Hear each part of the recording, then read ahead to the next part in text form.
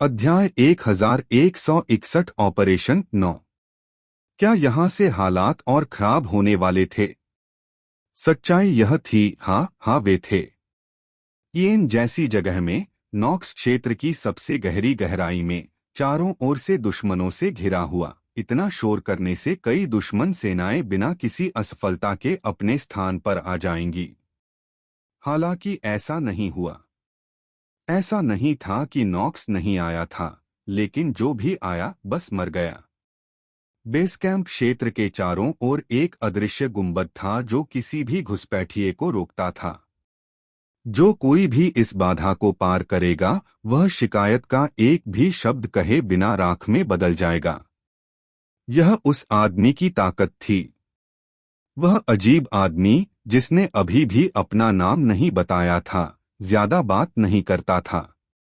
उन्होंने एक मूर्ति की तरह काम किया, हाउंड लॉर्ड को मारे बिना पकड़ लिया और अपने आसपास की युवा पीढ़ी को शांति से अपनी भावनाओं को व्यक्त करने की अनुमति दी। आप कौन हैं? सुरेन ने अंततः विषय का उल्लंघन करते हुए पूछा। वे हमेशा चुप नहीं रह सकते थे, न ही वे किसी अज्ञात इकाई से इस प्रकार की कृपा स्वीकार कर सकते थे। इस क्रूर ब्रह्मांड में किसी के इरादे बताना असंभव था, और एहसान की कीमत जीवन से कहीं अधिक होती है। आप मुझे अलेक्जेंडर कह सकते हैं। उस आदमी ने तुरंत खुद को रोका और आखिरकार अपना नाम बताया। क्या आप हमें जानते हैं? सुरेन ने फिर पूछा। क्या मैं? हाँ, लेकिन नहीं।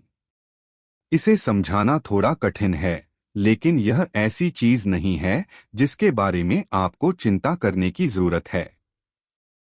मैं बुरे इरादों वाला व्यक्ति नहीं हूं, एलेना ने व्यंग्यपूर्वक कहा। किसी ने भी वह कथन कभी भी विश्वसनीय ढंग से नहीं कहा है। हाँ, यह सच है। लेकिन मैं गंभीर हूं। मेरे पास वास्तव में इसमें मदद करने के अलावा यहां आने का कोई कारण नहीं है। एलेक्जेंडर नाम का वह व्यक्ति साफ आंखों से सच्चाई का संकेत देकर बात करता था, लेकिन उस पर भरोसा करना मुश्किल था। ऐसी शक्ति वाले किसी भी व्यक्ति को आसानी से स्थानांतरित नहीं किया जा सकता। नहीं, इस प्रकार का व्यक्ति पूरे ब्रह्मांड में एक अद्वितीय अस्तित्व था। क्या वह एक निचले अस्तित्व के रूप में एक देवता नहीं बन गया? हाउंड लॉर्ड की हालत ऐसी थी कि वह अलेक्जेंडर की पिंकी के एक स्पर्श से मर जाता था। यदि वह चाहता तो वह देवता बहुत पहले ही मर चुका होता। कोई ऐसा व्यक्ति जो इस प्रकार की असंभवता को यूं ही पूरा कर सकता है, कोई ऐसा व्यक्ति जिसके पास यह शक्ति थी फिर भी वह ब्रह्मांड में अज्ञात बना हुआ है। इस तरह का व्यक्ति खतरनाक था। ऐसा लग रहा था कि अलेक्जेंडर समूह के संदेह को समझ रहा था, क्योंकि उसने मासूमियत से अपने हथियार उठाए। हाँ, मैं दोस्ती करने की कोशिश नहीं करूंगा, इसलिए चिंता मत करो। मेरा व्यवसाय खत्म हो गया है, इसलिए मैं छुट्टी ले लूंगा। उसने हाउंड लॉर्ड के शरीर को रोज के सामने जमीन पर फेंक दिया। यह मेरी हत्या नहीं है।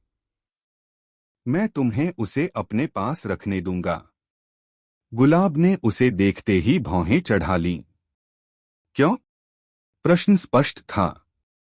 वे अभी भी इस आदमी को नहीं जानते थे, फिर भी वह ऐसा व्यवहार कर रहा था जैसे कि वे ऐसे लोग हों जिन्हें उसे बिल्कुल संतुष्ट करना है। अलेक्जेंडर ने अजीब तरह से अपना सिर खुजाया और सोच में अपनी भौहें सिकोड़ लीं। मैं नहीं कर सकता। पब फ्यूचर द्वारा विज्ञापन। ठीक है, मान लीजिए कि जजमेंट ऑर्डर का सबसे बड़ा प्रशंसक अपना अभिवादन भेजता है। वह मुस्कुराया और इससे पहले कि कोई दूसरा प्रश्न पूछ पाता, वह गायब हो गया। पहले स्थान पर यहां आने के लिए उन्हें कभी भी किसी संरचना की आवश्यकता नहीं पड़ी। हवा खामोश थी। सिकंदर के जाने के बाद शिविर के चारों ओर का गुंबद कमजोर नहीं हुआ, लेकिन अगले कुछ मिनटों में इसके अस्थिर होने के संकेत मिलने लगे। हंस का शरीर अब स्याही के पोखर से ज्यादा कुछ नहीं था। उस पर मौत लाने के लिए आग की केवल एक चिंगारी की जरूरत थी। हालांकि इससे पहले कि कोई आगे बढ़ पाता, रुयू ने कब्जा कर लिया। मुझे इसे संभालने दें। समूह ने उसे स्थान देते हुए हटा दिया। उसने अपनी भुजाएं अपनी तरफ उठाईं और मन का एक बड़ा प्रवाह बुलाया जो स्याही अवशेषों पर केंद्रित रहा।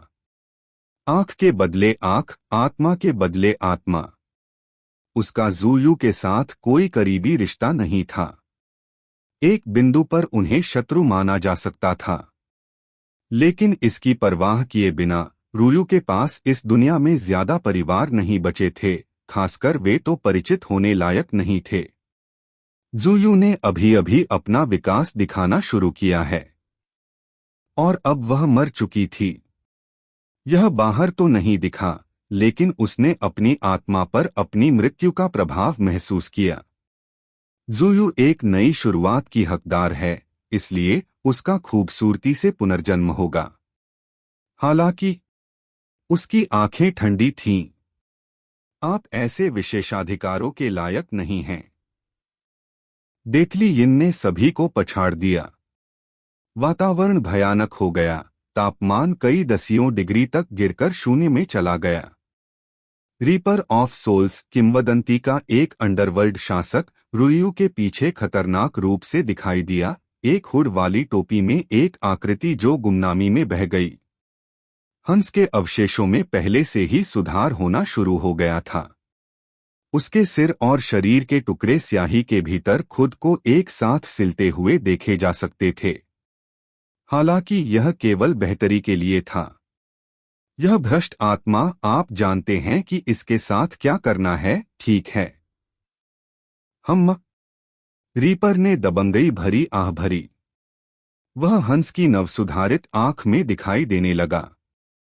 वह चाहता था कि वह एक आंख कभी दोबारा पैदा न हो सके। शुद्ध मृत्यु से बना एक छायादार पंजा उसके अवशेषों में धंस गया, जो भौतिक से परे एक ऐसे विमान में पहुंच गया जो केवल दिव्यताओं को दिखाई देता था। उसने अपने हाथ में कुछ पकड़ लिया।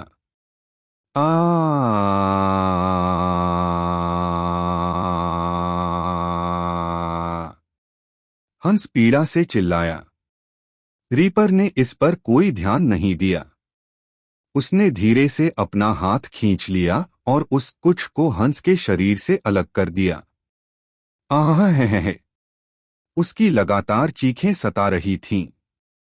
पब फ्यूचर द्वारा विज्ञापन, जिन्हें उसने सताया उनके लिए बेहद सुखद। हंस की आत्मा उसके शरीर से अलग हो गई थी। उसका चिल्लाना बंद हो गया। उसका पुनर्जनन भी रुक गया। आखिर हंस के उस शरीर में कुछ भी नहीं बचा था। यह सिर्फ एक भूसी थी। हंस था। छप कुचल दिया। उसकी आत्मा को हजारों टुकड़ों में तोड़ दिया गया और उसे अस्तित्व से पूरी तरह मिटाने से पहले अकथनीय पीड़ा सहने के लिए मजबूर किया गया। उस आत्मा को कभी पुनर्जन्म का अनुभव नहीं होगा। उसी समय रोज ने एलेना से यग्द्रासिल की शाखा उधार ली और उसे हवा में पकड़ लिया। यही कारण है कि हम लड़ते हैं, उसने उदास होकर कहा। आज हमने अपनी कमजोरी के कारण अपने साथियों, अपने भाइयों और बहनों को खो दिया। यह त्रासदी कभी नहीं भूली जाएगी। यह अनंत काल तक हमारी आत्माओं में अंकित रहेगी। आदेश के बचे हुए सदस्य उनकी शुरुआत की तुलना में बहुत कम संख्या में क्रोध और गंभीरता से भरी कांपती आंखों से रोज को देखते थे। हालांकि हम नहीं रुकेंगे। मैं नहीं रुकूंगा।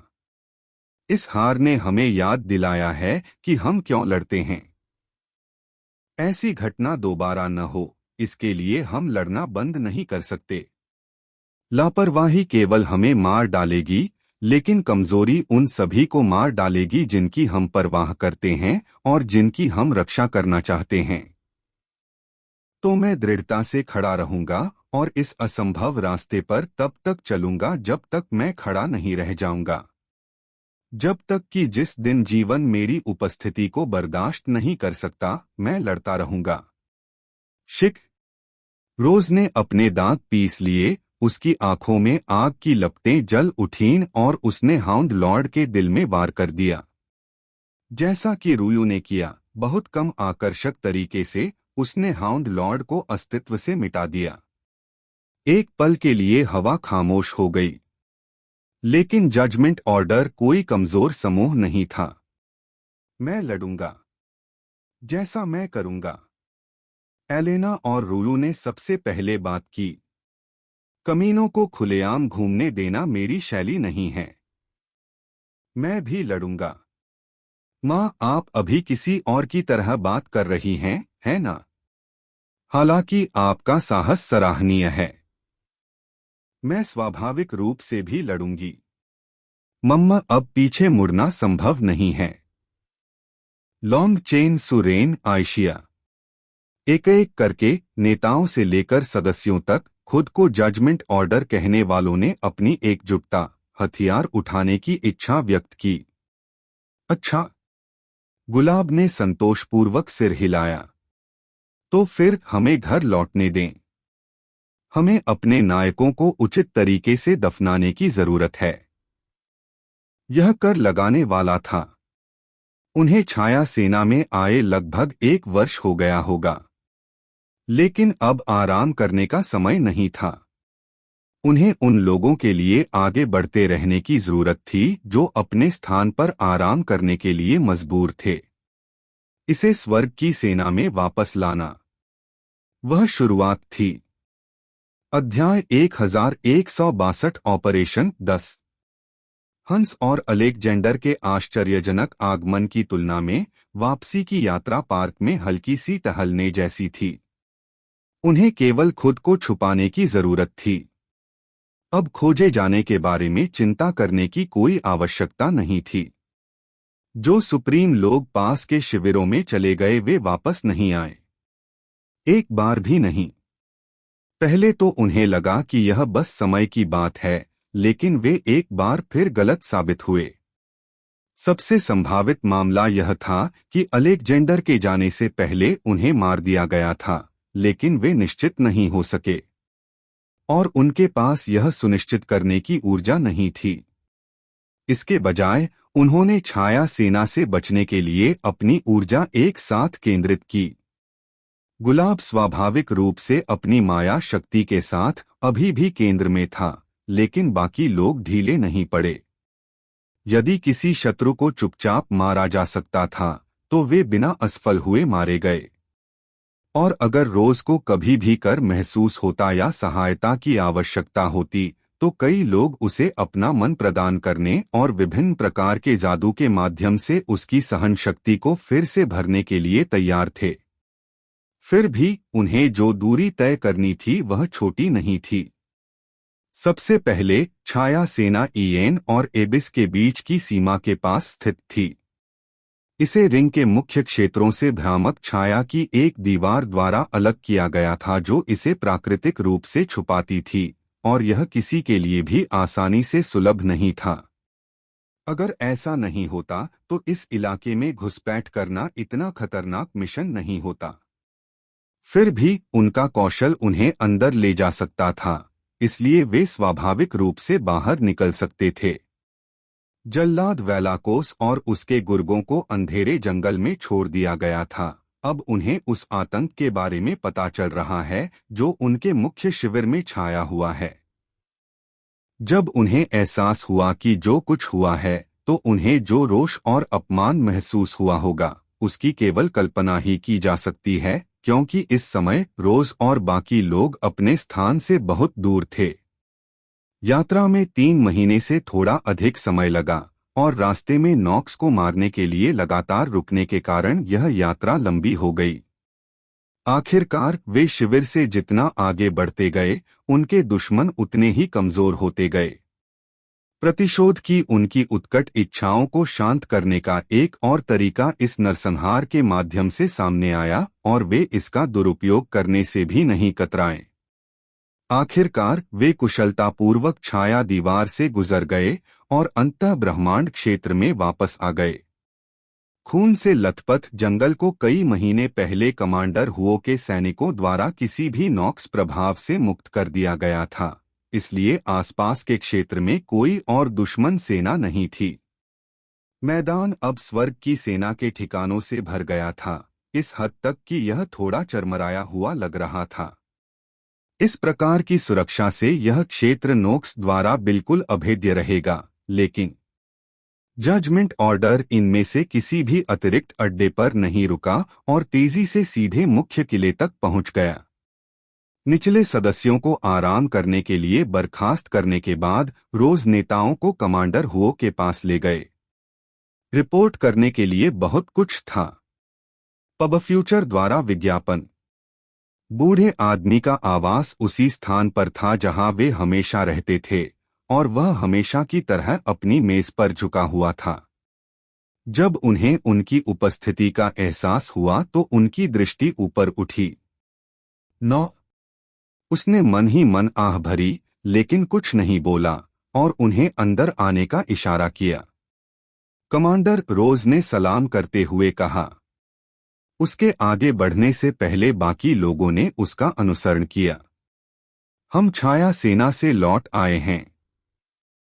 एकत्र की गई जानकारी इस जेड स्लिप में एकत्र की गई है।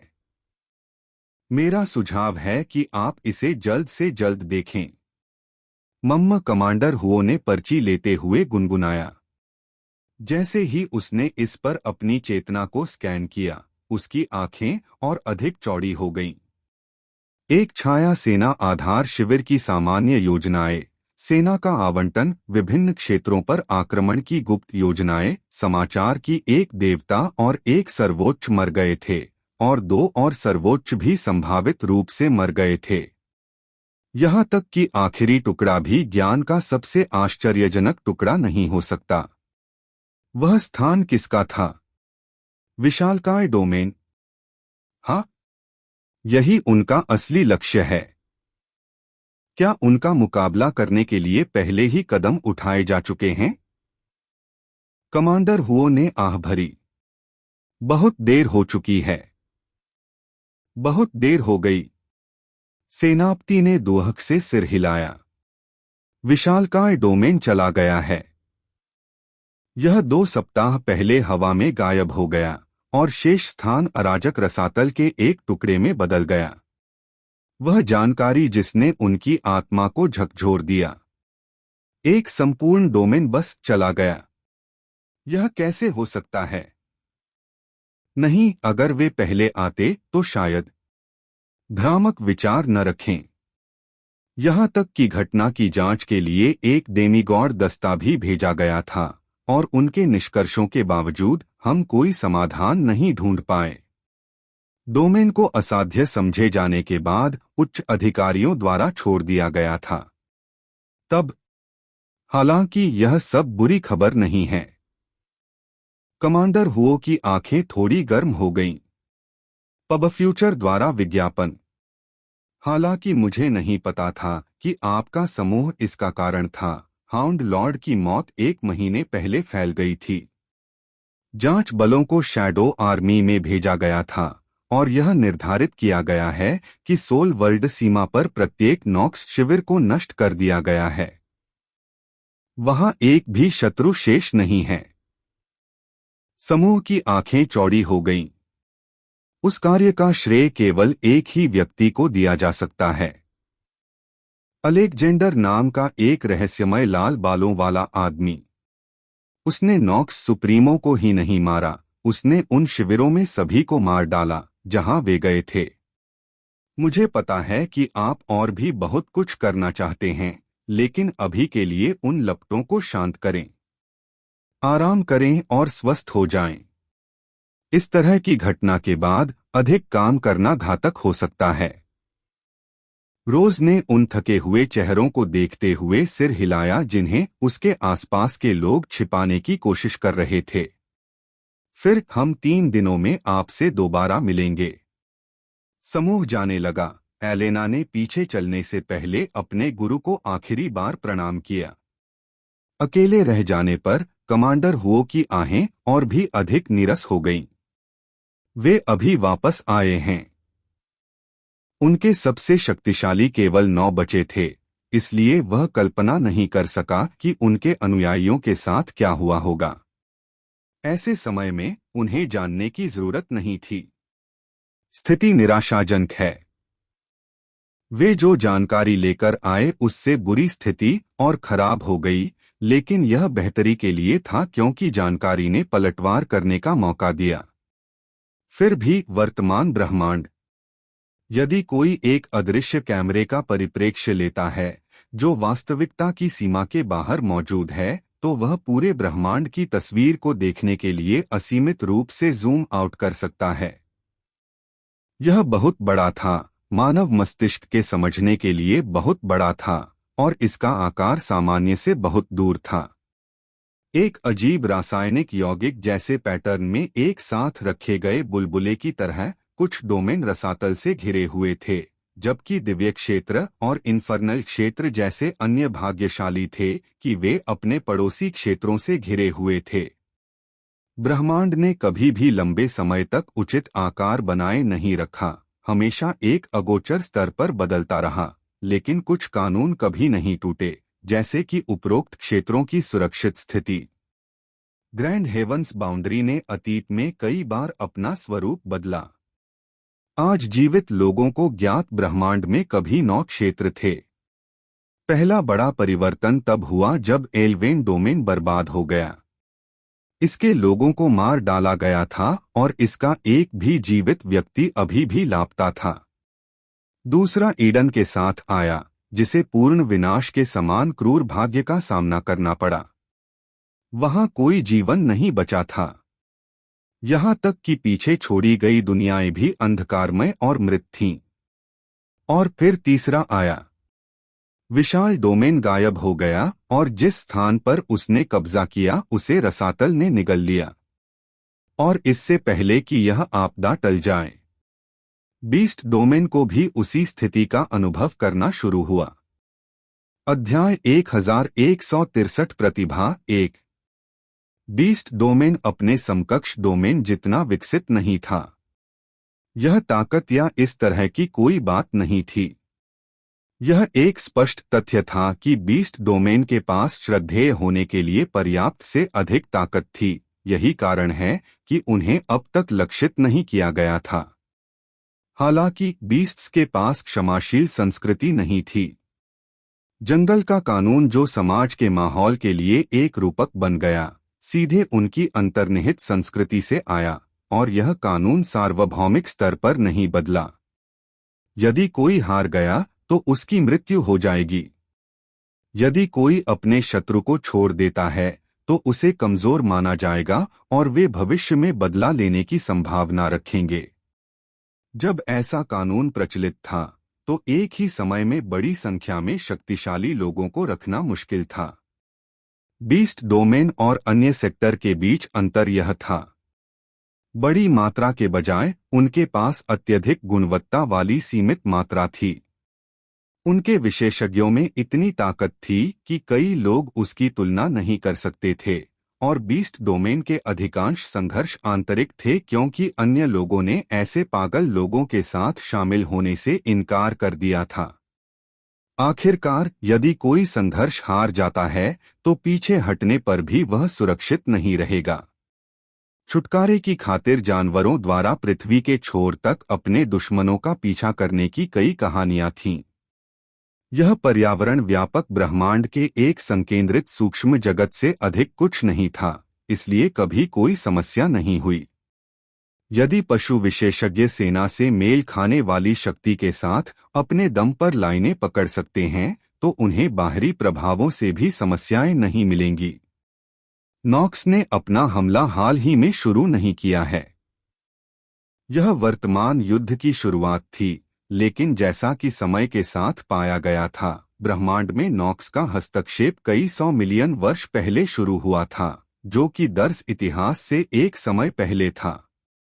उनकी वर्तमान मौजूदा प्रणालियों में प्रमुख नस्लें वे थीं जो सदियों पुराने तूफान से बच गईं। तथ्य यह है कि वे आज तक प्रभावी बने हुए हैं। यह उनकी ताकत का एक प्रमाण है, अगर और कुछ नहीं। इसलिए यह स्पष्ट हो गया कि बीस्ट रेस के पास आक्रमणकारियों को पीछे हटाने के कई तरीके थे। तो क्यों वे अपनी वर्तमान स्थिति में क्यों पहुंचे?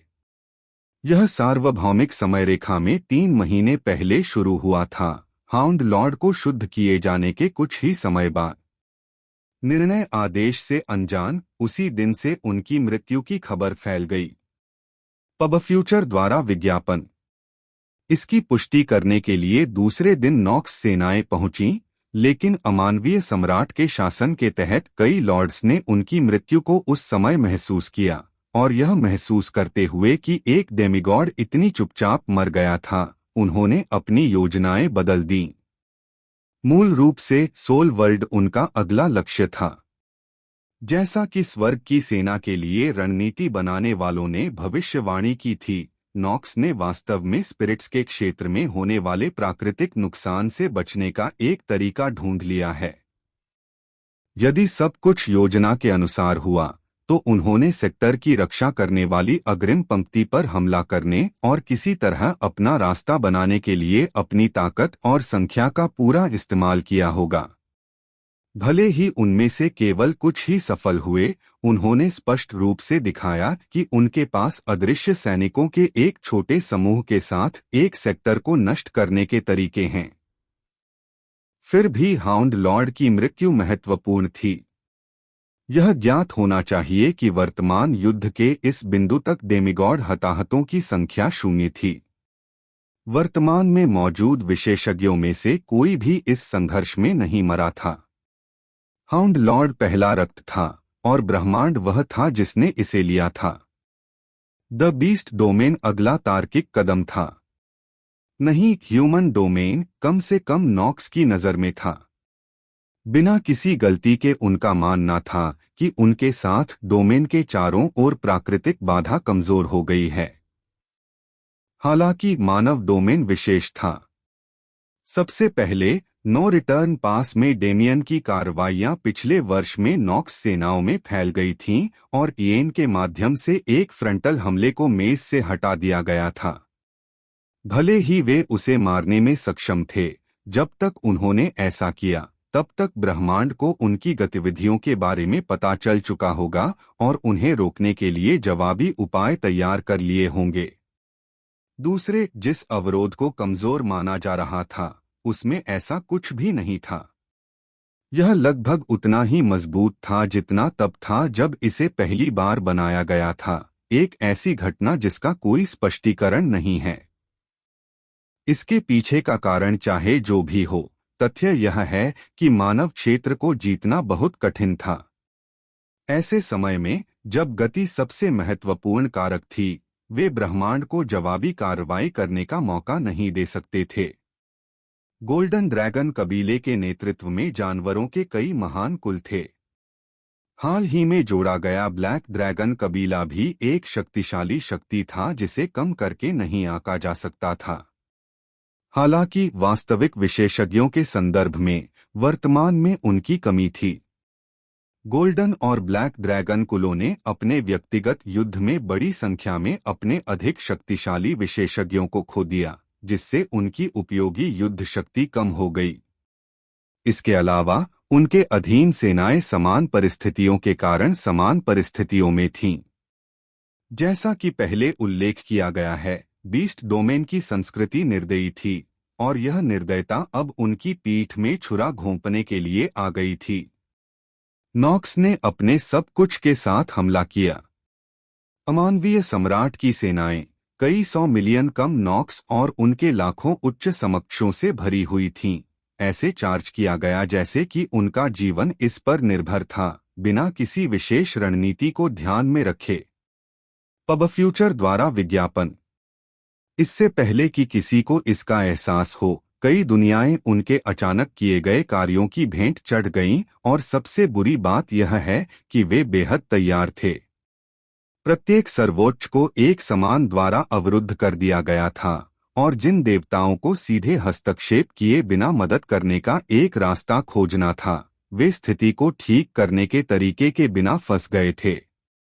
सार्वभौमिक ताकतें उनका मुकाबला करने के लिए क्षेत्र में आ गईं और पूरा क्षेत्र कैलिप्टो के समान एक युद्ध क्षेत्र बन गया। और वे वापस आ गए।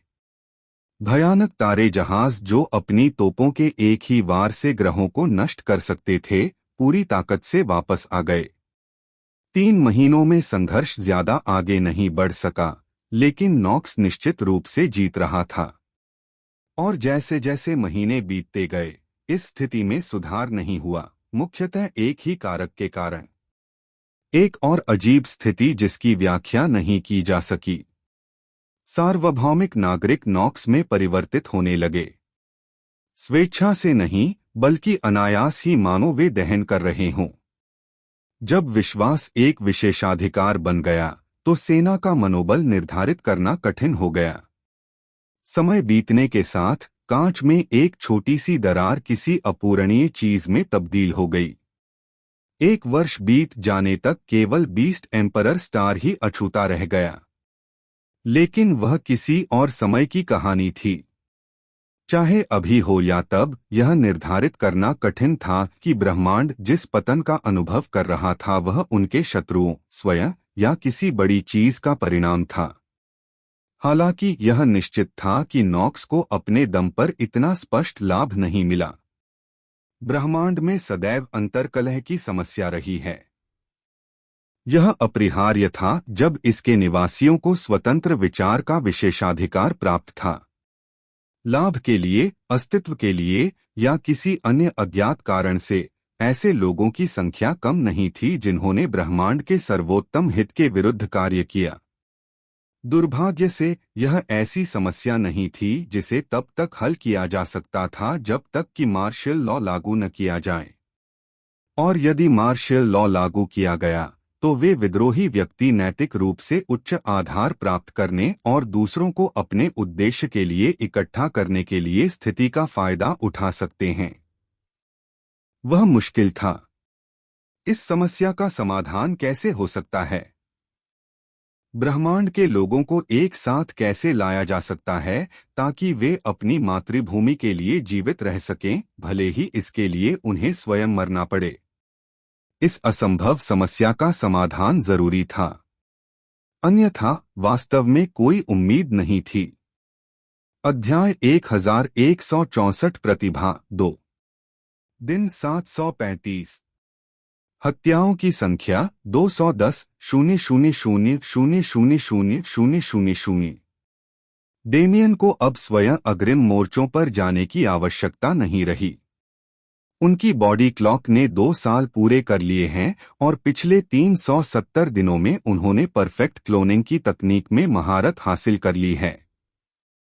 यह एक साधारण मामला था, फिर भी सबसे जटिल समझ डेमियन को अपने पूरे जीवन में समझनी पड़ी।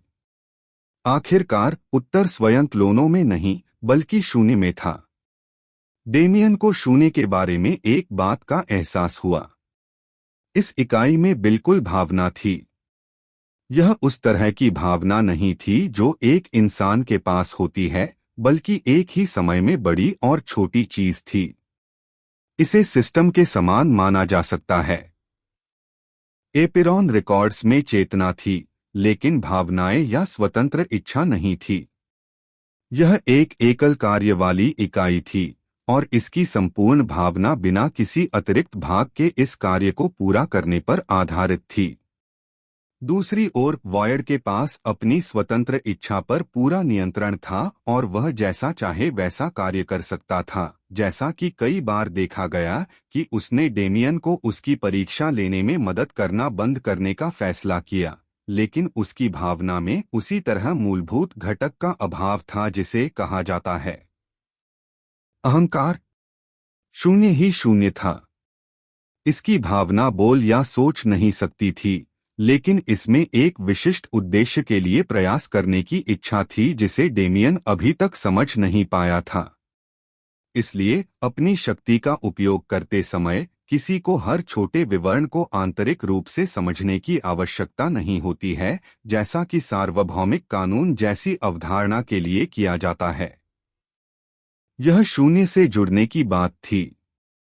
यदि शून्य उसके इरादों को समझ सकता है तो वह जो कुछ भी चाहता है उसे पूरा कर सकता है। इस शक्ति की कोई सीमा नहीं थी। एकमात्र सीमा स्वयं डेमियन ही थी। डेमियन कई वर्षों से शून्य की ओर कदम उठा रहा था, यहाँ तक कि उसने इस उद्देश्य के लिए अपने प्राथमिक कानूनों पर ध्यान केंद्रित किया था, लेकिन उसने मुश्किल से ही सतह को खरोंचा। जब भी उन्होंने बड़ी प्रगति की, ऐसा इसलिए था क्योंकि शून्य ने ही उन्हें ऐसा करने में सहायता की थी। उनकी व्यक्तिगत समझ शायद ही कभी इतने बड़े निष्कर्ष तक पहुंची हो। वह आसानी से शून्य को उन शब्दों में परिभाषित कर सकता था जिन्हें वह जानता था, लेकिन वे शब्द बहुत व्यापक थे। एक ही समय में सब कुछ और कुछ भी नहीं, सर्वोच्च शक्ति जो सभी चीजों की नींव में है। इसे क्या कहा जा सकता है? अस्तित्व को पूरी मानवता समझती थी। अस्तित्वहीनता एक ऐसी अवधारणा थी जो अस्तित्व के अवलोकन से उत्पन्न हुई थी, और इस प्रकार यह उन सभी चीजों का प्रतिनिधित्व करती थी जिन्हें समझा नहीं जा सकता था। ये दो अमूर्तताएं, ये भव्य शब्द जिनका उपयोग डेमियन का दिमाग स्वाभाविक रूप से शून्य को समझने के लिए करता था, क्या ये वे छिपे हुए तत्व नहीं थे जिनके बारे में उसने हाल ही में सीखा था? वे चीजें जो शून्य को उसकी समझ से अलग करती थीं। यह उनका पहला महान एहसास था। पब फ्यूचर द्वारा विज्ञापन। तथ्य यह है कि वास्तविकता की सीमा के भीतर सब कुछ और इसके बाहर सब कुछ अभी भी शून्य के नीचे था। इसने इस इकाई को ऐसी स्थिति में डाल दिया जिसे परिभाषित करने की मानव मस्तिष्क के पास कोई संभावना नहीं थी, क्योंकि वहां और क्या था? इससे बड़ी बात क्या हो सकती है? इसे शून्य नाम अपने आप दिया गया, किसी अन्य शक्ति के हस्तक्षेप के कारण नहीं, बल्कि अस्तित्व और अस्तित्व दोनों से ऊपर की ऊर्जा क्या थी। जैसे ही डेमियन ने इस पर विचार किया, उसने धीरे धीरे शून्य के बारे में और अधिक खुलासा किया। नहीं, बल्कि उन्होंने इसके साथ ऐसा संबंध बनाया जैसे कि यह एक अवधारणा के बजाय एक जीवित प्राणी था, और इससे उसे उस चीज में महारत हासिल करने का मौका मिला जिससे वह इतने लंबे समय से संघर्ष कर रहा था। यह 7 महीने के निशान पर हुआ। क्लोन बनाने की क्षमता हासिल करने के बाद डेमियन को केवल तब तक अभ्यास करना था जब तक कि वह इसमें निपुण न हो जाए। वर्ष के शेष 4 महीनों में अंततः इस प्रक्रिया पर पकड़ बनाने से पहले उन्होंने दर्जनों बार कोशिश की और असफल रहे। वहां से यह सिर्फ दोहराव की बात थी। वर्तमान डेमियन उतने क्लोन बना सकता है जितना उसका मन अनुमति देगा, और उनमें से प्रत्येक को उसकी ताकत के 1% के बराबर ताकत दी जा सकती है। यदि वह चाहे तो वह उनकी दृष्टि साझा कर सकता था और थोड़े समय के लिए क्लोन का शरीर भी अपने पास रख सकता था। यह लगभग ऐसा था मानो उसने वास्तव में अवतार बनाए हों। स्वाभाविक रूप से उन्हें इस तकनीक की प्राकृतिक सीमाओं से जूझना पड़ा। प्रत्येक क्लोन के पास अपनी पूरी शक्ति नहीं हो सकती, और उनमें से कोई भी शून्य की क्षमताओं का दोहन नहीं कर सकता। उन्होंने उसकी आध्यात्मिक दुनिया पर भी गंभीर दबाव डाला, क्योंकि उसे चालू रखने के लिए उसे हर एक के साथ मानसिक संबंध बनाए रखना पड़ा। फिर भी वर्तमान स्थिति से निपटने के लिए ये क्लोन पर्याप्त से अधिक थे। नो रिटर्न पास में हजारों की संख्या में डेमियन शामिल हुए। निष्क्रिय समय के दौरान वे मूर्तियों की तरह थे, गतिहीन, और उनमें जरा भी जान नहीं थी। लेकिन जब दुश्मन आए, खैर, यह कल्पना की जा सकती है कि शून्य के बिना भी डेमियन की सेना किस प्रकार की तबाही मचाएगी।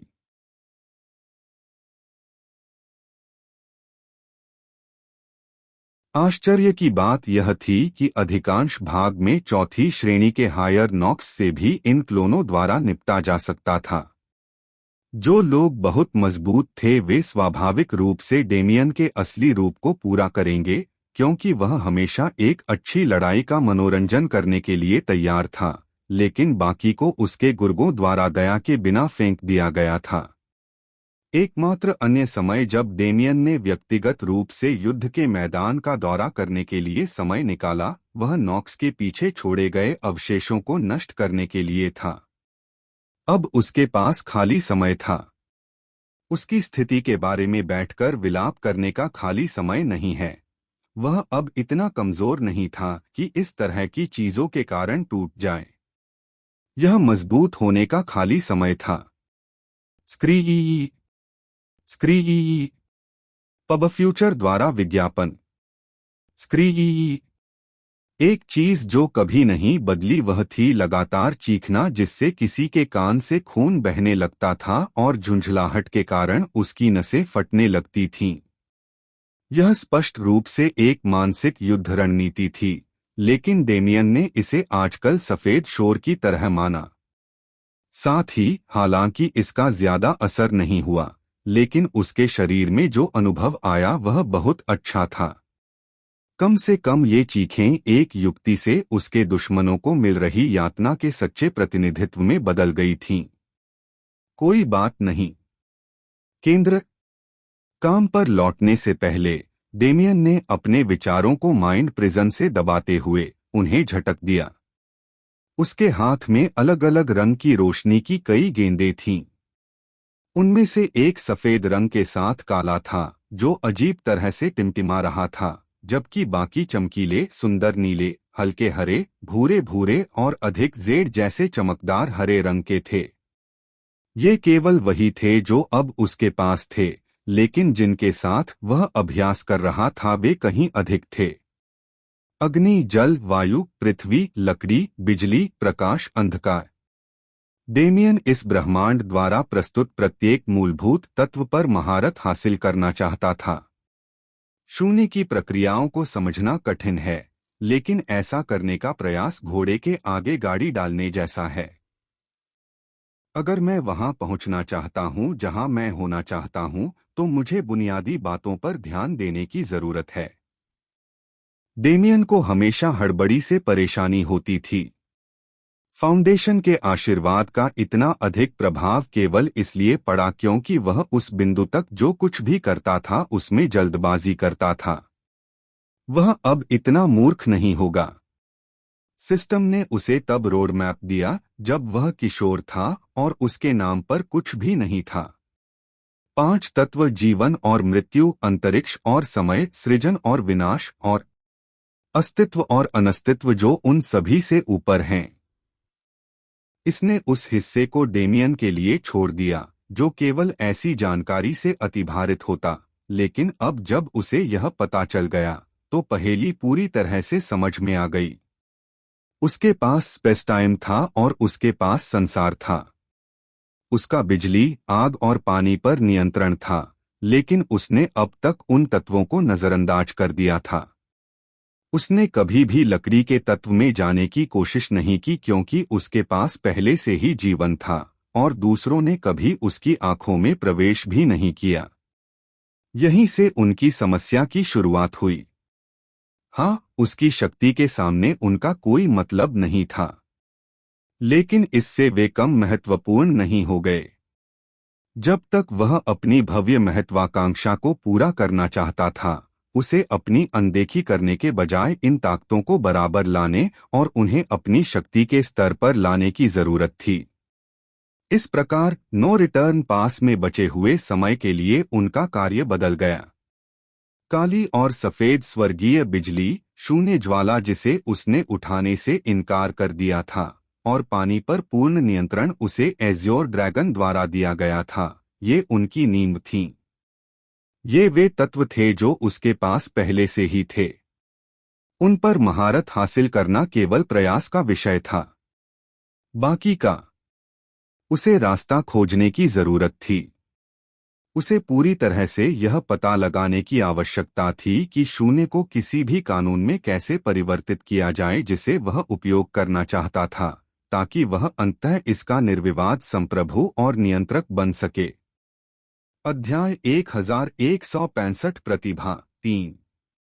ग्रैंड हेवंस बाउंड्री में उपलब्ध शक्तियों में से मौलिक क्षमताओं का सबसे अधिक उपयोग किया गया था।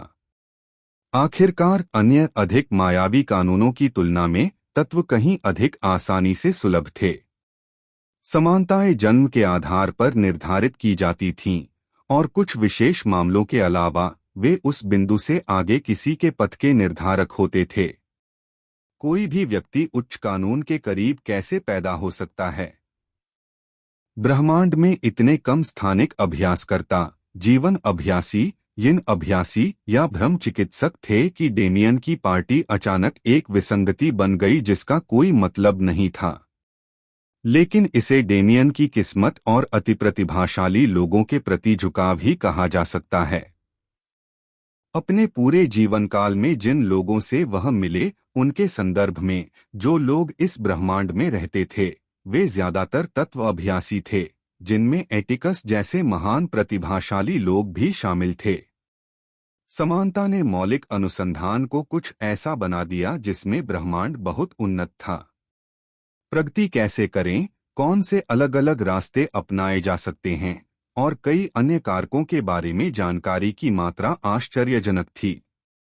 डेमियन अब कुछ ऐसा प्रयास कर रहा था जो पहले नहीं किया गया था, लेकिन यह शोध अभी भी उसके लिए अत्यधिक मूल्यवान था।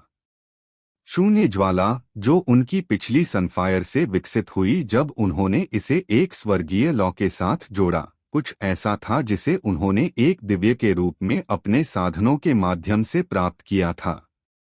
इस बीच उसकी बिजली को और भी अधिक अस्वाभाविक रूप से हासिल कर लिया गया था, इससे पहले कि वह स्वर्गीय बिजली जैसी गूढ़ शक्ति के भक्षण के माध्यम से पूरी तरह से अलग चीज में बदल जाए। एज़्योर ड्रैगन की जल क्षमताएं समान थीं। डेमियन को इस बात की बहुत कम या कोई समझ नहीं थी कि मूल तत्वों को स्वाभाविक रूप से कैसे समझा जाए, लेकिन उसने अपने अंतर्ज्ञान पर भरोसा किया। पहला कदम उन्हें बनाना, समानताएं ढूंढना था। शून्य के साथ उन्हें नियंत्रित करना उनका अंतिम लक्ष्य था, लेकिन अजीब बात यह है कि यह उनका शुरुआती बिंदु भी था। उसके हाथ पर तैरती हुई हल्की गेंदें शून्य के माध्यम से बनाई गई थीं। वे उन तत्वों के सबसे बुनियादी रूप थे जिन्हें वह समझना चाहता था। उन्हें उस बिंदु तक सीमित कर दिया गया था जहां एक वर्गहीन अभ्यासकर्ता उनके उपयोग को समझ सकता था। जैसे ही उसने उन गेंदों को अपनी हथेली पर तैरते हुए देखा, उसने समीकरण से बिजली जैसे अतिरिक्त तत्वों को हटा दिया और अपने अनूठे वेरिएंट को दबा दिया ताकि वे अपने मूल रूपों में वापस आ सकें। यह सब सद्भाव के बारे में है। मैं उन्हें समझने के लिए हमेशा की तरह उन्हीं सिद्धांतों का उपयोग कर सकता हूं। यह 2 के बजाय 5 को संतुलित करने की बात है। एक कठिन समझ सत्र का आयोजन करना आसान था जहां कुछ भी हासिल नहीं हुआ। वैसे भी इस तरह की प्रथा का यह सबसे आम अंत था। लेकिन डेमियन कब से टालमटोल करने वाला व्यक्ति था। वह धैर्यपूर्वक समझ के आने का इंतजार नहीं करने वाला था। विशेषज्ञ बनने के बाद बुनियादी सिद्धांतों के निर्माण का एकमात्र लाभकारी हिस्सा उसका ज्ञान था। अपने समय के प्रशिक्षण से उन्हें जो ज्ञान प्राप्त हुआ और जो सहज ज्ञान युक्त प्रसंस्करण वे अपने पास मौजूद अनुभव के कारण कर सके। डेमियन लंबे समय से सद्भाव की अवधारणा को समझते थे, यूनिवर्सल फ्लो के एक करीबी रिश्तेदार जो उनके पूरे जीवन का अनुसरण और मार्गदर्शन करते रहे थे। पब फ्यूचर द्वारा विज्ञापन, अंतरिक्ष और समय समान और विपरीत स्तरों पर मौजूद थे। वे एक ही थे, फिर भी अब तक अलग हो चुके थे। जीवन और मृत्यु जब मिलते थे तो सहयोग करने से इनकार कर देते थे, टकराते थे और संघर्ष पैदा करते थे, लेकिन डेमियन ने उन्हें एक साथ लाकर संसार के रूप में उनके वास्तविक स्वरूप का निर्माण किया। इस बार क्या अलग था? 5 तत्वों का अपना एक चक्र था और जब अधिक प्रकार और विभिन्न प्रकार के मौलिक नियम जोड़े गए तो यह संतुलन कभी नहीं टूटा, इसने केवल अपना अनुपात बदल दिया। डेमियन ने हल्की गेंदों के साथ खेला, कई बार उनका विन्यास बदला। प्रकाश और अंधकार का मूल्य उनके साथियों से कहीं अधिक था, इसलिए जब वे घेरे में घूमे तो सब कुछ हिल गया। अन्य तत्वों की प्रकाश गेंदें उनकी छतरी के नीचे सिकुड़ गईं और एक द्वितीयक चक्र बनाया, लगभग चंद्रमा की तरह एक ग्रह की परिक्रमा करता है जिसका सूर्य डेमियन है। बिजली आग से उसी तरह जुड़ी हुई थी जिस तरह बर्फ पानी से जुड़ी थी।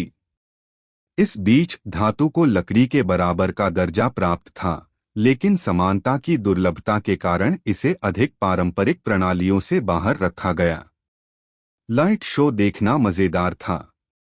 जिस तरह से इन तत्वों ने एक दूसरे के प्रति प्रतिक्रिया की, जब उन्होंने उन्हें तोड़ा मरोड़ा, अपने साथियों के संपर्क में आने पर उन्होंने कितनी सूक्ष्म आक्रामकता और खुशी दिखाई। वह जो कुछ बनाने की कोशिश कर रहा था, उसके इस छोटे से चित्रण को जितना अधिक उसने देखा, उतना ही यह दिखने लगा।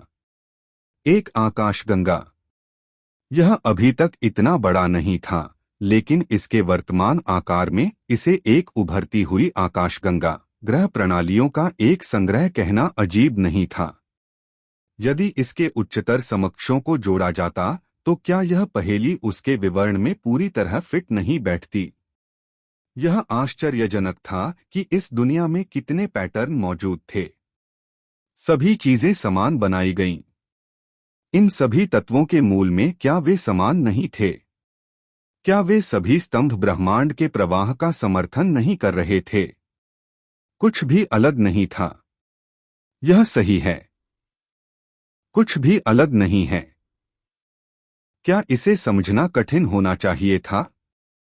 पहले तो उसने ऐसा सोचा, लेकिन अब उसका दिमाग अलग जगह पर था। डेमियन बैठ गया और ध्यान केंद्रित किया। उसने पकड़ी हुई हल्की गेंदों को आउट कर दिया। मैं मूल अवधारणा को समझता हूं। अब मुझे एक एक करके जाकर नियंत्रण हासिल करना होगा। सबसे पहले रोशनी। उनकी पत्नी वाल्कीरी थीं। वह पहले से ही तत्व से अधिक परिचित था। उनके लिए पहले प्रकाश और अंधेरे को समझना बेहतर था, ताकि बाद में उनकी छतरी का निर्माण उनके प्रयासों को बाधित न करे। रोशनी हुह। उसने एलेना के बारे में सोचा, उसके मन के बारे में। उसका दिमाग अनजाने में उसकी यादों की दुनिया में डूब गया और उसकी सब देखने वाली आंखें अपनी पूरी क्षमता से सक्रिय हो गईं। पब फ्यूचर द्वारा विज्ञापन। अतीत के एक क्षण को देखने के बावजूद वह अभी भी एलेना के मन का विश्लेषण करने में सक्षम था, जैसे कि वह ठीक उसके सामने खड़ी हो। बहुत खूब।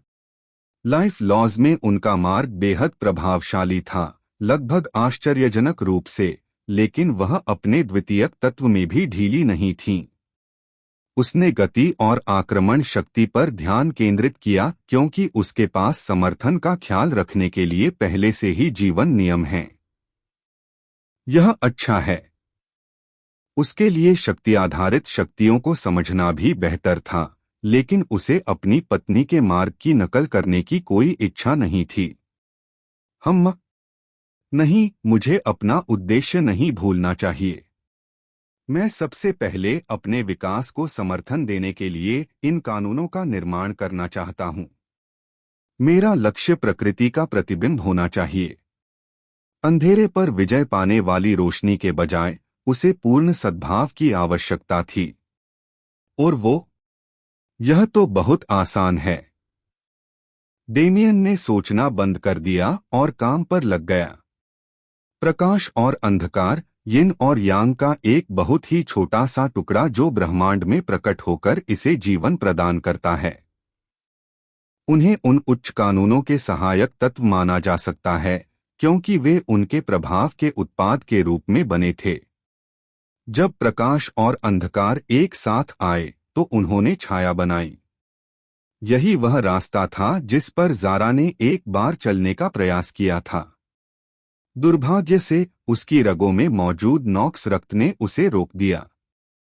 उसके पास मौजूद राक्षसी प्रोविडेंस ने उसे प्रकाश पथ में सकारात्मक रूप से विकसित होने की अनुमति नहीं दी, जिससे उसे अपने अंधेरे को उसकी सबसे बड़ी सीमा तक बढ़ाने के लिए मजबूर होना पड़ा।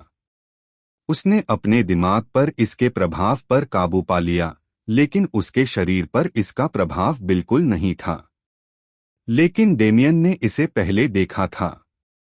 उसने युद्ध के शानदार प्रदर्शन बनाने के लिए अपनी मूल छायाओं को उनके आधार घटकों में बदलकर इसे त्रुटिहीन तरीके से किया। अच्छा, एक आधार। यह इस वर्तमान कार्य के व्यापक खंड का अंत था। अब सोचने की कोई जरूरत नहीं थी, क्योंकि डेमियन को ठीक ठीक पता था कि क्या करना है। उन्होंने संदर्भ के रूप में ज़ारा और एलेना का उपयोग करते हुए अपने मन को इकट्ठा किया, जबकि इसे रूपांतरित करने के लिए इसकी प्रकृति में संतुलन और प्रवाह के बारे में अपने स्वयं के कई विचार जोड़े। जादुई ढंग से, रहस्यमय तरीके से मन बदल गया। उसका मूल गोलाकार रूप आकारहीन हो गया क्योंकि यह उसके प्रभाव से चारों ओर फैला हुआ था। वक्त निकल गया, केवल लगभग 1 घंटा। क्या उसे इससे अधिक समय की आवश्यकता थी? उसके हाथों में एक धुंधली धूसर ऊर्जा बैठ गई। जब उसने अपनी आंखें खोलीं, तो उसने अपने हाथ अलग कर दिए और उनकी गति से वे भूरे, काले और सफेद में विभाजित हो गए। प्रकाश और अंधकार, इन दो समानताओं को अब डेमियन की सूची में जोड़ा जा सकता है। अध्याय 1166 प्रतिभा 4। एक बार पहला कदम उठाने के बाद अगला हर कदम आसान हो गया, जब तक उसकी यात्रा केवल पार्क में ही सीमित नहीं रही। डेमियन ने बच्चे को देखने का अपना नजरिया बदल दिया। उन्हें अलग से विचार करने के बजाय उन्होंने उन्हें आकाशगंगा सादृश्य का पालन करने के लिए स्थान दिया। प्रकाश और ब्लैकआउट ने एक बनाया। वे आकाशगंगा में बाकी लोग निवास कर सकते थे। आग इस नवनिर्मित स्थान को आबाद करने वाली पहली बार थी। क्रॉचेट डेमियन के पास यह पहले से ही था। वह इसे एक आदर्श शुरुआत के रूप में उपयोग कर सकता था। दुर्भाग्य से अब पानी उतारा से संतुलन बनने की बजाय, इसलिए उसे एक और आसान कदम उठाने से पहले इंतजार करना पड़ा।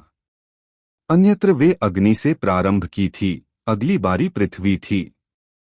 पृथ्वी के कई अर्थों वाला एक शब्द था और यह तत्व उनमें से सबसे छोटा था। यह वजन, ताकत और दृढ़ता का प्रतिनिधित्व करता था। डेमियन को इन टुकड़ों का काफी अनुभव था।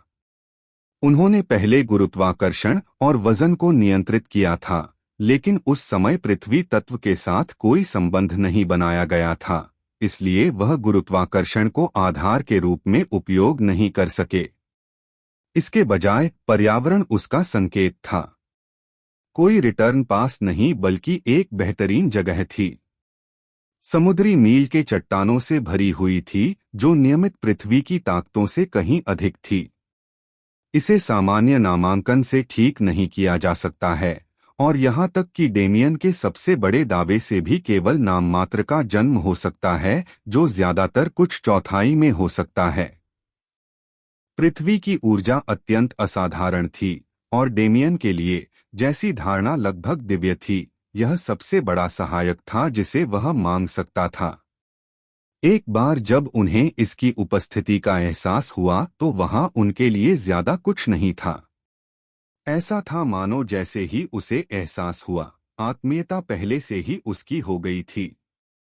जिज्ञासावश उन्होंने अगले तत्व पवन या हवा की ओर बढ़ने की कोशिश की, यह देखने के लिए कि इसे सिस्टम में ठीक से शामिल किया जा सकता है।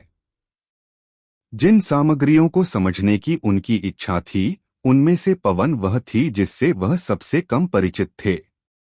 रोज को हवा से मंजूरी दी गई थी, लेकिन उसका इस्तेमाल शायद ही कभी किया जाता था। एलेना के विपरीत, रोज की द्वितीयक आत्मीयता तब लाभदायक थी जब वह पहली बार अनुपात में आई थी। भ्रम उसकी आत्मीयता से अधिक शक्तिशाली हवा पैदा कर सकता है, और वह उन्हें किसी भी तरह से संतुलित कर सकता है जो वह चाहता था। हालांकि डेमियन को बस एक शुरुआत की बर्बादी थी। एक बार फिर वह स्मृतियों की शुरुआत में सामने आया। उसने बस अपने मन को देखा। ऐसा अनोखा होता है कि ऑलक्यूइंग आइज का विकास नहीं हुआ क्योंकि डेमियन ने अब शायद ही उनका उपयोग किया है, लेकिन वास्तव में वे लगातार बढ़ रहे थे। समस्या यह थी कि उसके दोस्त बहुत तेजी से आगे बढ़ रहे थे। जब उसे रोज के सामने पेश किया गया, जो अभी भी द्वितीय श्रेणी का अभ्यास था, तो सब कुछ पूरी तरह से प्रकट हुआ। वह मन के भीतर की सच्चाइयों को देख सकता था। रून्स उसके दिमाग में प्रवाहित होने लगे, जिससे पवन नियमों के बारे में ज्ञान प्राप्त हुआ जिसका उसने पहले कभी सामना नहीं किया था। गति, निपुणता और तीक्ष्णता पर केंद्रित यह नियम पृथ्वी के गुणों के लिए एक आदर्श संतुलनकर्ता की तरह था। पबफ्यूचर द्वारा विज्ञापन। जैसे ही उन्हें यह जानकारी मिली, यह जादू जैसा हो गया। उनके प्रदर्शनों की सूची में 2 नए तत्व दिखाई दिए, पृथ्वी और पवन एक के रूप में। करने को और कुछ नहीं था। पृथ्वी और अग्नि के बारे में उनके ज्ञान से धातु का अनुमान लगाना आसान था। लकड़ी और भी सरल थी क्योंकि वह पहले से ही इसके बड़े रूप में महारत हासिल कर चुका था, और बाकी सब जोड़ने का मामला था। सबसे कठिन हिस्सा संतुलन बनाए रखना और यह सुनिश्चित करना था कि तत्व कभी भी अव्यवस्थित न हो। बाकी काम तो कुछ ही घंटों में खत्म हो गया, लेकिन संतुलन हासिल करने में आधा दिन लग गया। जब सभी तत्व अंततः अपने उचित स्थान पर पहुंच गए, हांग, पूरा तंत्र चमक उठा और एक प्राचीन घंटी बज उठी। यह एक ऐसी घटना थी जिसे ब्रह्मांड द्वारा भव्य रूप से मनाया जाता अगर डेमियन इतनी अलग-थलग जगह पर नहीं होता। फिर भी डेमियन को यह एहसास भी नहीं हुआ कि उसकी उपलब्धि कितनी महत्वपूर्ण थी। डेमियन ने गहरी सांस छोड़ी। इस पूरी प्रक्रिया के दौरान वह बमुश्किल होश में थे। उसका मन कहीं और भटक गया और उसके विचार अस्पष्ट हो गए। वह सहज रूप से एक तत्व से दूसरे तत्व की ओर बढ़ता गया, और जब वह वास्तविकता में वापस आया तो उसके सामने एक पूरी तरह से गठित प्रणाली थी। हाँ, उसकी सांसें तेज थीं। पृष्ठभूमि की सारी ध्वनियां खत्म हो गईं, और उसका मन उस व्यवस्था में खिंच गया। प्रत्येक तत्व अपना एक ग्रह बन गया। उसने परछाइयों को अंतरिक्ष में तैरते हुए देखा, जो फिर से जुड़ने और शून्य में बहने से पहले प्रकाश और अंधेरे में अलग हो गईं। अग्नि, जल, पृथ्वी, पवन, धातु और लकड़ी प्रणाली में मुख्य ग्रह थे। बिजली और बर्फ एक्सोप्लैनेट की तरह अधिक परिधि वाले थे और हल्के से। यह अस्पष्ट है, लेकिन और भी बहुत कुछ है। वह इस व्यवस्था का विस्तार कर सकते थे। अभी और भी बहुत कुछ खोजा जाना बाकी था। प्रकृति में 5 तत्व ही एकमात्र चीज नहीं थे। उनके प्रभाव से कई अन्य ताकतें अस्तित्व में आईं। इस समय डेमियन को एहसास हुआ कि यदि वह वास्तव में चाहे तो वह उनमें से हर एक पर नियंत्रण हासिल कर सकता है। तथापि मुझे इसकी कोई आवश्यकता ही नहीं है। अब उसकी स्थिति में एक नई आत्मीयता थी, जिसका शीर्षक केवल एलिमेंटल था। यह वह सारी पुष्टि थी जिसकी उसे आवश्यकता थी। पबफ्यूचर द्वारा विज्ञापन। मैं समाप्त कर रहा हूं। उन्हें तत्वों को स्पेस-टाइम और संसार के लिए समझ में लाना था, लेकिन यह एक समयबद्ध प्रक्रिया थी, ऐसा कुछ नहीं जो वह अब कर सकते थे।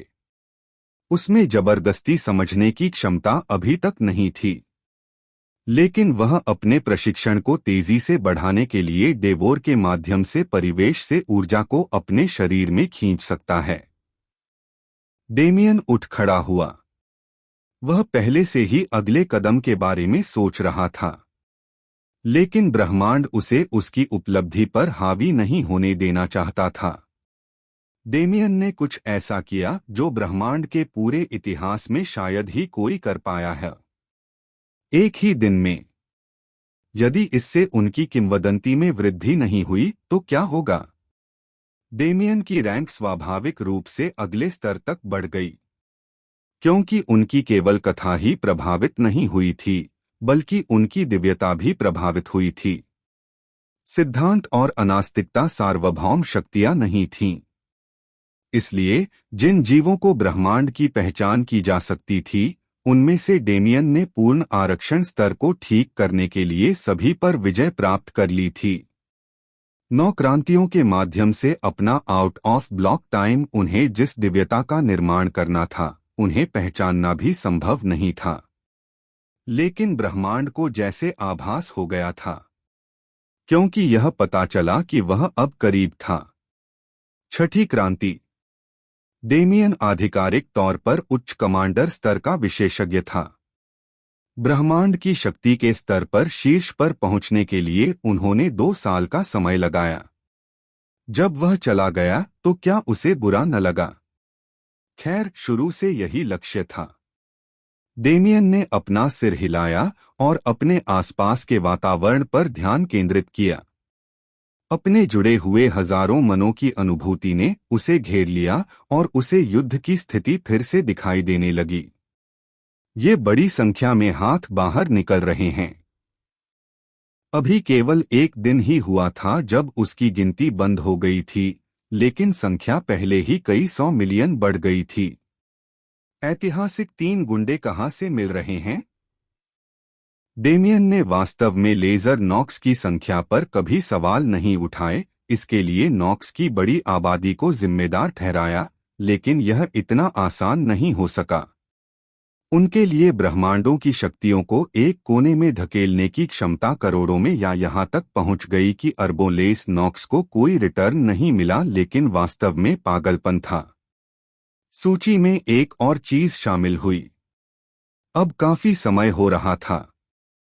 उन्हें 5 साल की सजा की उम्मीद नहीं थी, जो एबीस ने पीछे की ओर यात्रा की, जिससे इन सवालों के जवाब मिल जाएंगे, लेकिन अब जब यहां थे तो उन्हें पहले ही जवाब दे दिया गया और कुछ और सालों का इंतजार किया गया। तब तक डेमियन की इनोवेशन। आओ पीसें। पब फ्यूचर द्वारा विज्ञापन। अध्याय 1167 छाया में एक। नॉक्स ने अब तक सेक्टरों के विनाश में 3 अलग-अलग रणनीतियों का उपयोग किया है। एल्वेन डोमेन को शुद्ध शक्ति के माध्यम से नष्ट कर दिया गया था। उस समय नॉक्स जिस तकनीकी युद्ध का उपयोग करने में सक्षम था, उसका कोई भी विरोध करने में सक्षम नहीं था, विशेष रूप से ब्रह्मांड की सबसे कमजोर जाति एल्वेस नहीं। ईडन को भी इसी तरह नष्ट कर दिया गया था, लेकिन ब्रह्मांड के पास अभी भी वापस लड़ने का मौका था। शत्रु ने जो रणनीति चुनी वह सर्वव्यापी युद्ध थी। इस युद्ध के बाद नॉक्स ने अपनी तकनीक में भारी नुकसान उठाया और विध्वंसक स्टारशिप को तैनात करने की क्षमता खो दी, लेकिन फिर भी वे विजयी होने में सक्षम थे। फिर भी कल्पित बौनों के विपरीत, जिनके पास कई स्थानों पर उपनिवेश थे, पौधों की नस्लें अनिवार्य रूप से ब्रह्मांड से मिटा दी गईं, कम से कम उनके पूर्ण संगठित रूप में। अंततः विशाल डोमेन को एक ऐसी रणनीति के साथ लिया गया जिसे अभी भी समझाया नहीं जा सका है। सबसे अच्छी व्याख्या यह थी कि उन्होंने उन लक्षित विश्व कोर की प्रोग्रामिंग को फिर से लिखा ताकि वे स्वाभाविक रूप से खुद को नष्ट कर सकें। एल्वेन डोमेन के भाग्य की तरह जाइंट डोमेन को बाहरी लोगों की मदद के बिना मिटा दिया गया। केवल वे दिग्गज जो हेफेस्टस में स्वर्ग की सेना के साथ रुके थे या जिनकी परिस्थितियां ऐसी ही थीं, जीवित बचे थे। तीनों में से यह ग्रैंड हेवंस बाउंड्री पर सबसे बड़ी हिट थी। जैसा कि डेमियन ने कई बार उल्लेख किया था, दिग्गज उन सभी में सबसे सुरक्षित दौड़ थे। गद्दार दिग्गज जैसी कोई चीज नहीं थी। यह उनके पूर्वजों की गलतियों के कारण था या न्याय के प्रति उनके स्वाभाविक स्वभाव के कारण यह अज्ञात था, लेकिन उनकी जाति का एक भी सदस्य ऐसा नहीं था जो अपनी प्रवृत्ति से अलग हुआ हो। न्याय अज्ञात था, लेकिन उनकी जाति का एक भी सदस्य ऐसा नहीं था जो अपनी प्रवृत्ति से अलग हुआ हो। उनकी जाति की वफादारी और स्वतंत्र रूप से आकार बदलने की उनकी क्षमता ने उन्हें अनगिनत कार्यों के लिए परिपूर्ण बना दिया, जिन्हें दूसरों को नहीं सौंपा जा सकता था। उनके बिना स्वर्ग की सेना के संचालन को काफी नुकसान हुआ। दुश्मन का नया लक्ष्य बीस्ट डोमेन था। उनका हमला अब आधे साल तक जारी रहा, डेमियन की कैद के 1 साल और 3 महीने बाद। इस बार रणनीति एक बार फिर बदल गई। अप्रत्याशितता उनकी प्राथमिकता लगती थी। उनके हमले छिटपुट थे और उनके सैनिक विभिन्न स्थानों पर छिपे हुए थे, खुले में नहीं जैसे वे अब तक थे। उनके द्वारा बनाए गए पॉकेट आयाम अनगिनत नॉक्स बीइंग्स को पकड़ सकते हैं जो केवल चमकने की अपनी बारी का इंतजार कर रहे थे। क्षमता के अतिरिक्त उनकी गुप्तता का उपहास नहीं किया जाना चाहिए। उन्हें ढूंढना असंभव तो नहीं था, लेकिन कठिनाई अवश्य थी। किसी और के क्षेत्र में अपराधी होने के बावजूद नॉक्स को तैनाती के समय और आश्चर्य के तत्व का लाभ था। जिन टीमों ने एक बार इयन की रक्षा की थी, वे बहुत पहले ब्रह्मांड में पीछे हट गईं और एक नई सीमा रेखा बनाई, जिसने उन्हें अपने लाभ के लिए बीस्ट डोमेन के एक हिस्से के बाहर स्थानिक विसंगति का उपयोग करने की अनुमति दी, जिससे खेल का मैदान कुछ हद तक समतल हो गया। यह युद्ध अभी भी ताज़ा था, साथ ही पिछले 3 क्षेत्रों की यादें भी ताज़ा थीं जिन्होंने अपने दुखद भाग्य का सामना किया था। बीस्ट डोमेन के लिए लड़ने वालों ने दुश्मन को हल्के में नहीं लिया। उन्होंने गति को स्थिर रखने और नॉक्स को अपने लाभ की पूरी क्षमता का उपयोग करने से रोकने के लिए लक्ज़ूरियन के बैकलाइन डिवीजन के साथ समन्वय किया, और अब तक चीजें योजना के अनुसार चल रही थीं।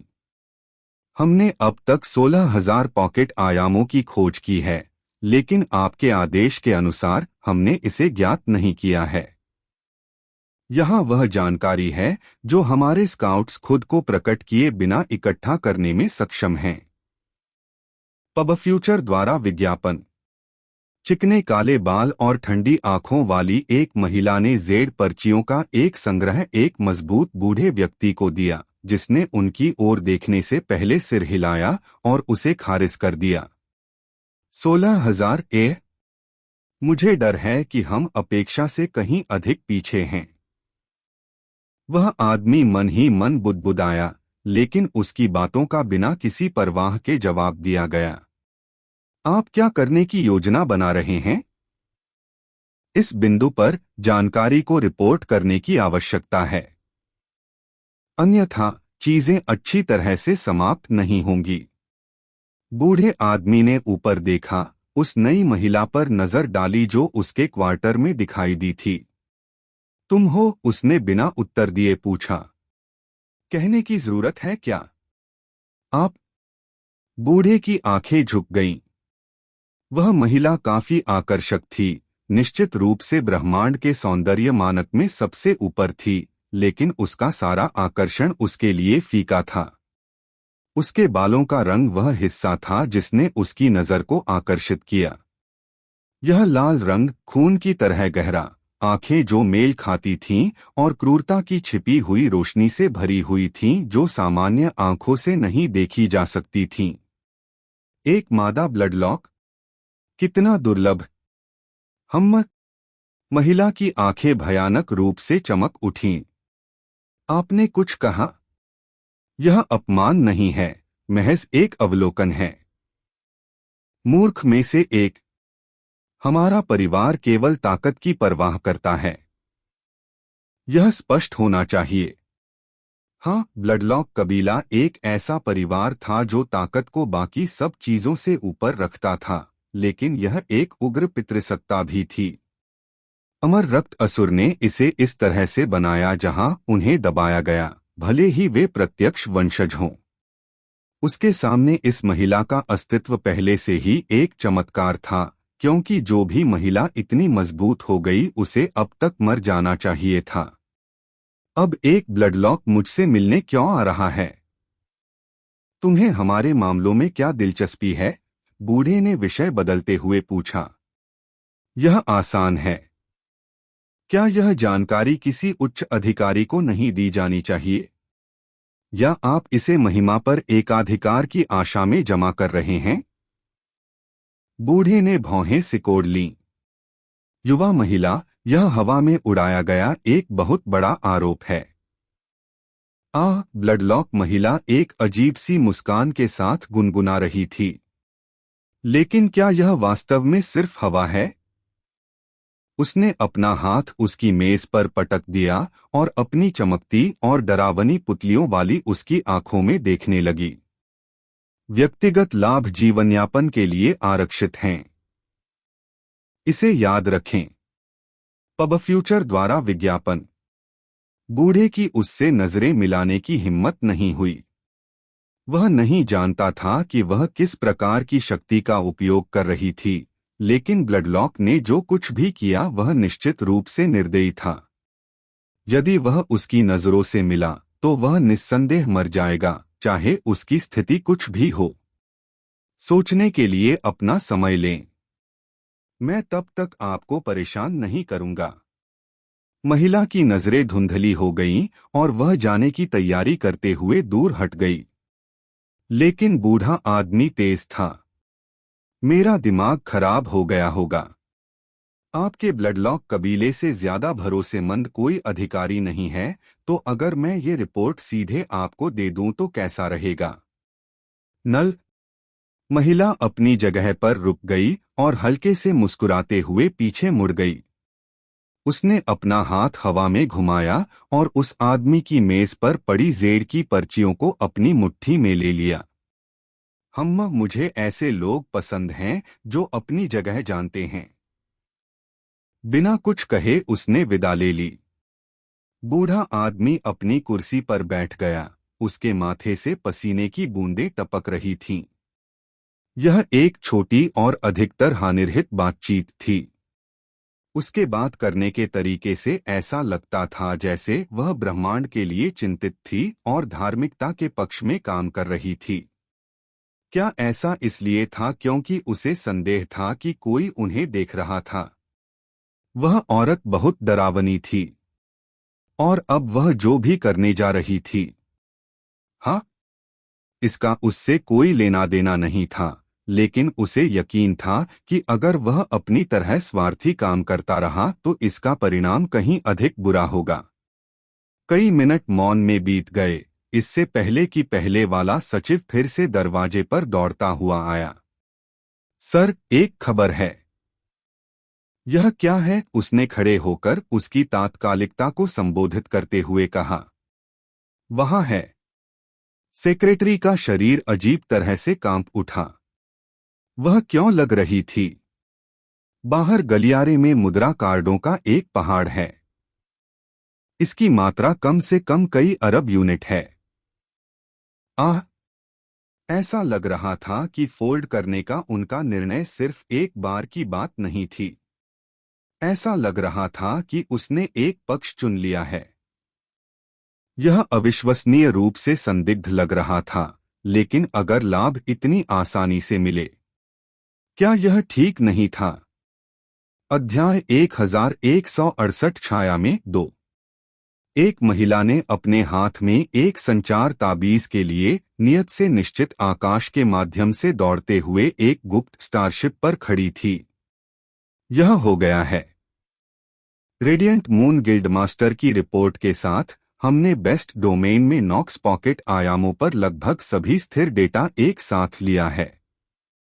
जब वह बोल रही थी तो उसकी लाल बालों वाली हरकतों के साथ दांतों से हिल रही थी। उसकी आंखों में डिजाइन थी।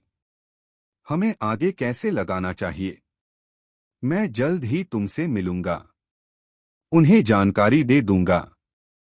आगे के ऑर्डर बाद में देंगे। क्या तुम किसी कारण से रोबोट होने का ड्रामा कर रहे हो? मुझे मत बताओ कि मैं पहले ही कट कर रहा हूं। ऐसा कुछ नहीं है। कृपया व्यावसायिक रूप से काम करें। हाँ, व्यावसायिकता आप कहते हैं? क्या मजाक है? यदि आपकी रिपोर्ट समाप्त हो गई है तो मैं समर्थन कर सकता हूं। टीच। जैसे ही ताबीज की रोशनी कम हुई, महिला ने अपनी जीभ चटकाई। उसके नजारे पास की मांस पर करीने से राखी जेड पर्चियों पर चढ़ गई। कुल संख्या 62 थी और साथ में उनके निकटतम रूप से अरबों नॉक्स के स्थान के बारे में जानकारी थी। यह जानकारी कहाँ जाने वाली थी? वहां भी नहीं। इसे वहां क्यों जाना होगा जहां इसकी आवश्यकता थी? ब्लडलोक कबीले में यह अब कोई रहस्य नहीं रह गया है कि वे किस पक्ष में थे। जिन लोगों ने उनका विरोध किया, उनके साथ मारपीट की गई, और युवाओं ने उनका विरोध किया, उन्हें मन की शपथ के तहत यह सुनिश्चित करने के लिए मजबूर किया गया कि कभी भी बाहर न जाएं। इस तरह की प्रक्रिया में छेद होना तय था, लेकिन जब इम्मोर्टल ब्लड असुर ने व्यक्तिगत रूप से इसकी निगरानी की तो ऐसी कोई बात सामने नहीं आई। यह महिला, जो जानकारी एकत्र करने की प्रभारी थी, को एलिसा ब्लडलोक कहा गया था। उसकी स्थिति का प्रश्न कहाँ तक है?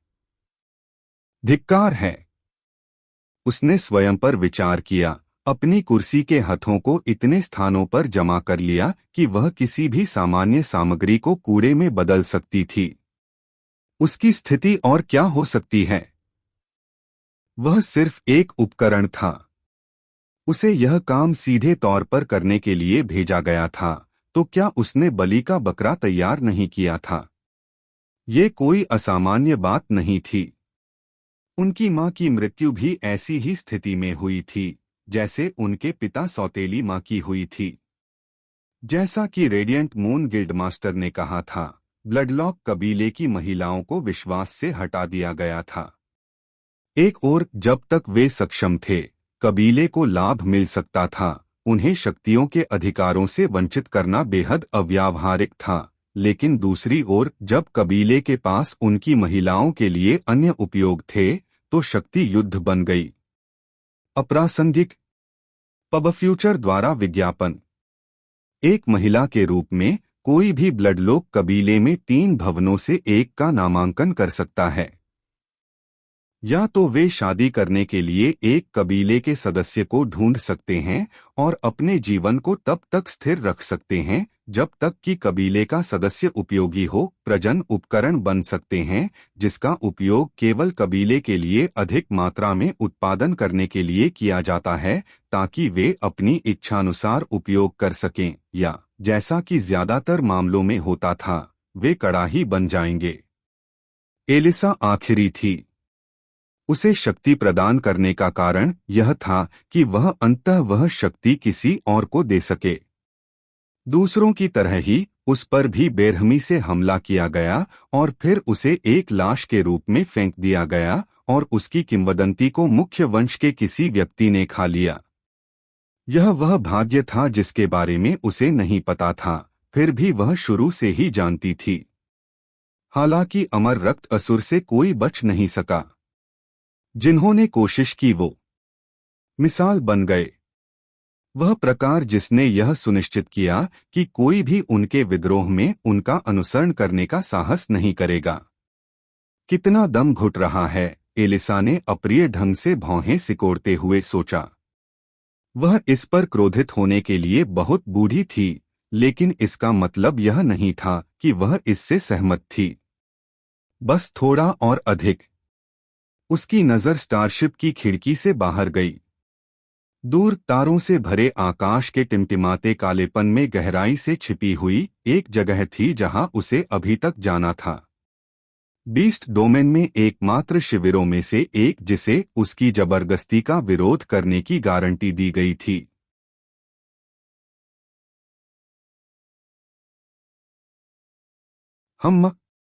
उसे जहाज में एक नई उपस्थिति महसूस हुई। जितना मैंने सोचा था, वे उससे कहीं अधिक तेजी से आए। उसने अपनी नजर उस जगह से हटा ली और जेड स्लिप का डिब्बा उठा लिया। मुझे लगता है मुझे खुद को फिर से उपयोगी बनाने की जरूरत है। आइए अभी कबीले में वापस न आएं। इतना कहकर वह दूत से मिलने के लिए निकल पड़ी। आज का दिन भी अन्य दिनों की तरह ही था। अस्तित्व के लिए निरंतर संघर्ष। सेक्टर के एक दूर कोने में तियान यांग की आंखें अचानक ऊपर उठीं, उसकी दृष्टि वातावरण को भेद रही थी। कोई देख रहा था। उसे एक नजर महसूस हुई, लेकिन इससे पहले कि वह उसका पता लगा पाता वह गायब हो गई। मुझे आश्चर्य है कि यह कौन हो सकता है। तियान यांग भी मानव डोमेन की अधिकांश सेनाओं के साथ बीस्ट डोमेन में तैनात थे। Tang Lingji, Drunken Old Immortal, Shangguan Yu, Bai Jiren और कई अन्य परिचित विशेषज्ञों ने इस शिविर को बनाया। उन सभी में से इसे डेमियन से सबसे अधिक प्रभावित माना जा सकता है। उन्हें नॉक्स पॉकेट आयामों को खोजने का नहीं, बल्कि उन पर छापा मारने का काम सौंपा गया था। जाहिर तौर पर यह डेमियन के करीबी लोगों को दबाने के लिए ऊपर से उठाया गया एक कदम था, लेकिन उन्होंने वास्तव में इस बात को कम आंका कि वे किसके साथ काम कर रहे थे। पब फ्यूचर द्वारा विज्ञापन। तियान यांग के मार्गदर्शन में और मानव क्षेत्र के कई सुप्रीमों और समय के साथ उनके साथ संबंध बनाने वाले अन्य लोगों की सहायता से यह शिविर किसी अन्य की तुलना में अधिक दक्षता के साथ दसियों पॉकेट आयामों को नष्ट करने में कामयाब रहा। उनमें से किसी को भी अपने पद के कारण कष्ट महसूस नहीं हुआ, क्योंकि शीर्ष पर बैठे लोगों ने इस नियुक्ति के साथ सबसे मूर्खतापूर्ण निर्णय लिया। सबसे पहले तियान यांग एक दुर्लभ देवता थे जिन्होंने अंतरिक्ष कानूनों पर दिव्यता का निर्माण किया था।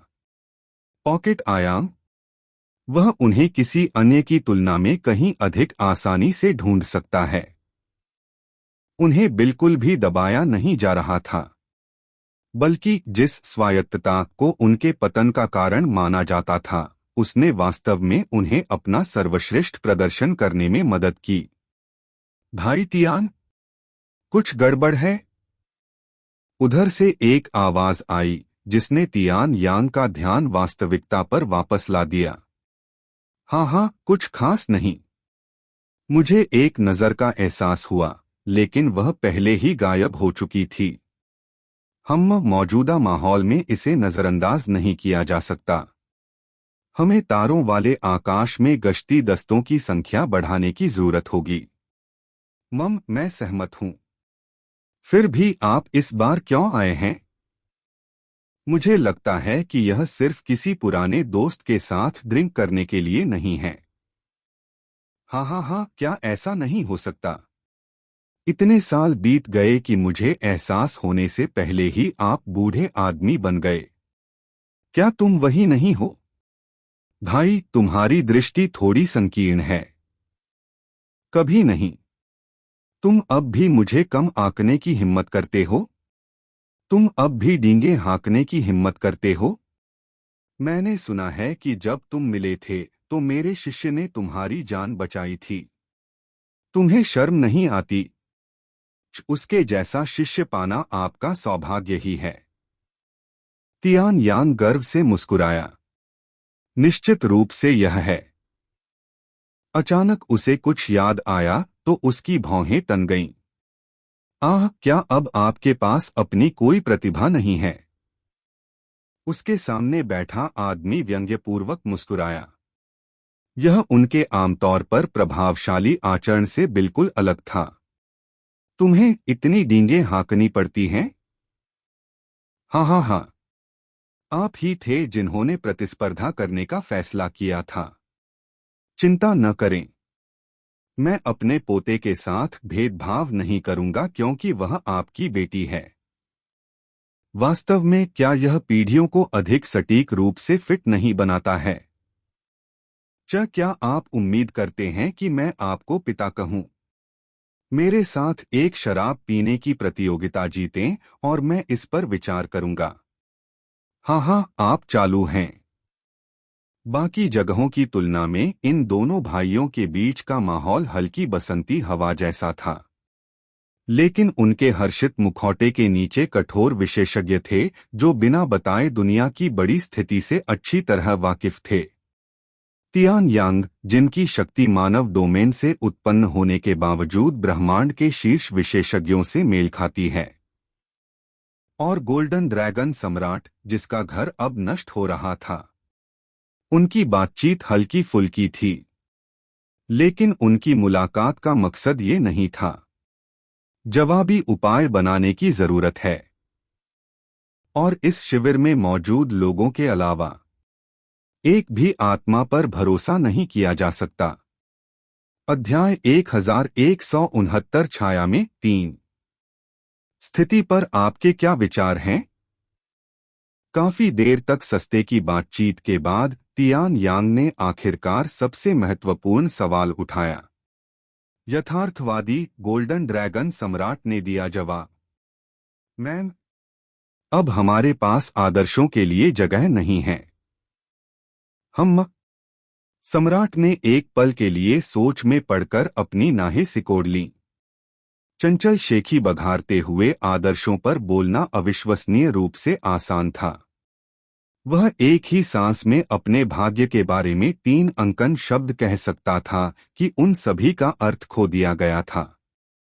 लेकिन अगर उसे वास्तविकता के सिद्धांतों से अस्तव्यस्त वर्तमान स्थिति के आधार पर और अज्ञात चरित्र के लिए लेखांकन, जो कि नॉक्स जैसे दुश्मनों के साथ पॉप अप करने की विचारधारा थी, ये आकर्षक नहीं है। ये कहना भी आसान था। इतना तो हर कोई कह सकता है। लुसिल आंतरिक स्थिति को नियंत्रित करने में अशक्त बना हुआ है। अधिक से अधिक निष्ठावान सैनिक इस गलत धारणा के तहत अपनी पीठ मोड़ रहे हैं कि वे खुद को बचा सकते हैं। नॉक्स खुद स्थिर बने रहने के लिए अपनी दोस्ती को बरकरार रखते हैं और उनकी एकजुटता जैसे शैतान द्वारा बजाई गई है। हम लूसील और तियान यांग ग्रैंड असेंबली के बीच में मिले और तब से एक साथ मिलकर काम कर रहे थे। यह एक ऐसा नेटवर्क था जिसमें एरिसिया और डायरेक्टर अलुकार्ड जैसे लोग भी शामिल थे, जो बिल्कुल माहिर थे।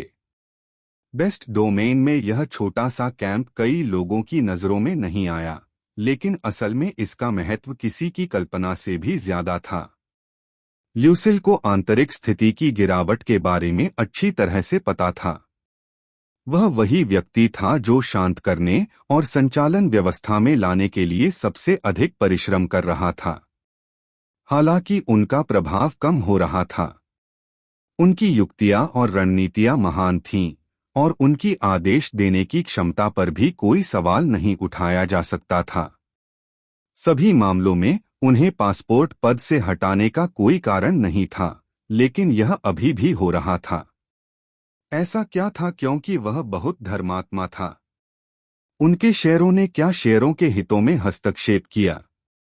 लेकिन आकाशीय कबीले ने अपना समर्थन दिया और अपने लक्ष्य को अपने ब्रह्मांड के टुकड़ों से प्रभावित किया, जिससे नुकसान हो सकता था। उनका सिद्धांत अब अफवाह नहीं है, यह समर्थन स्तर को ध्वस्त कर दिया गया है।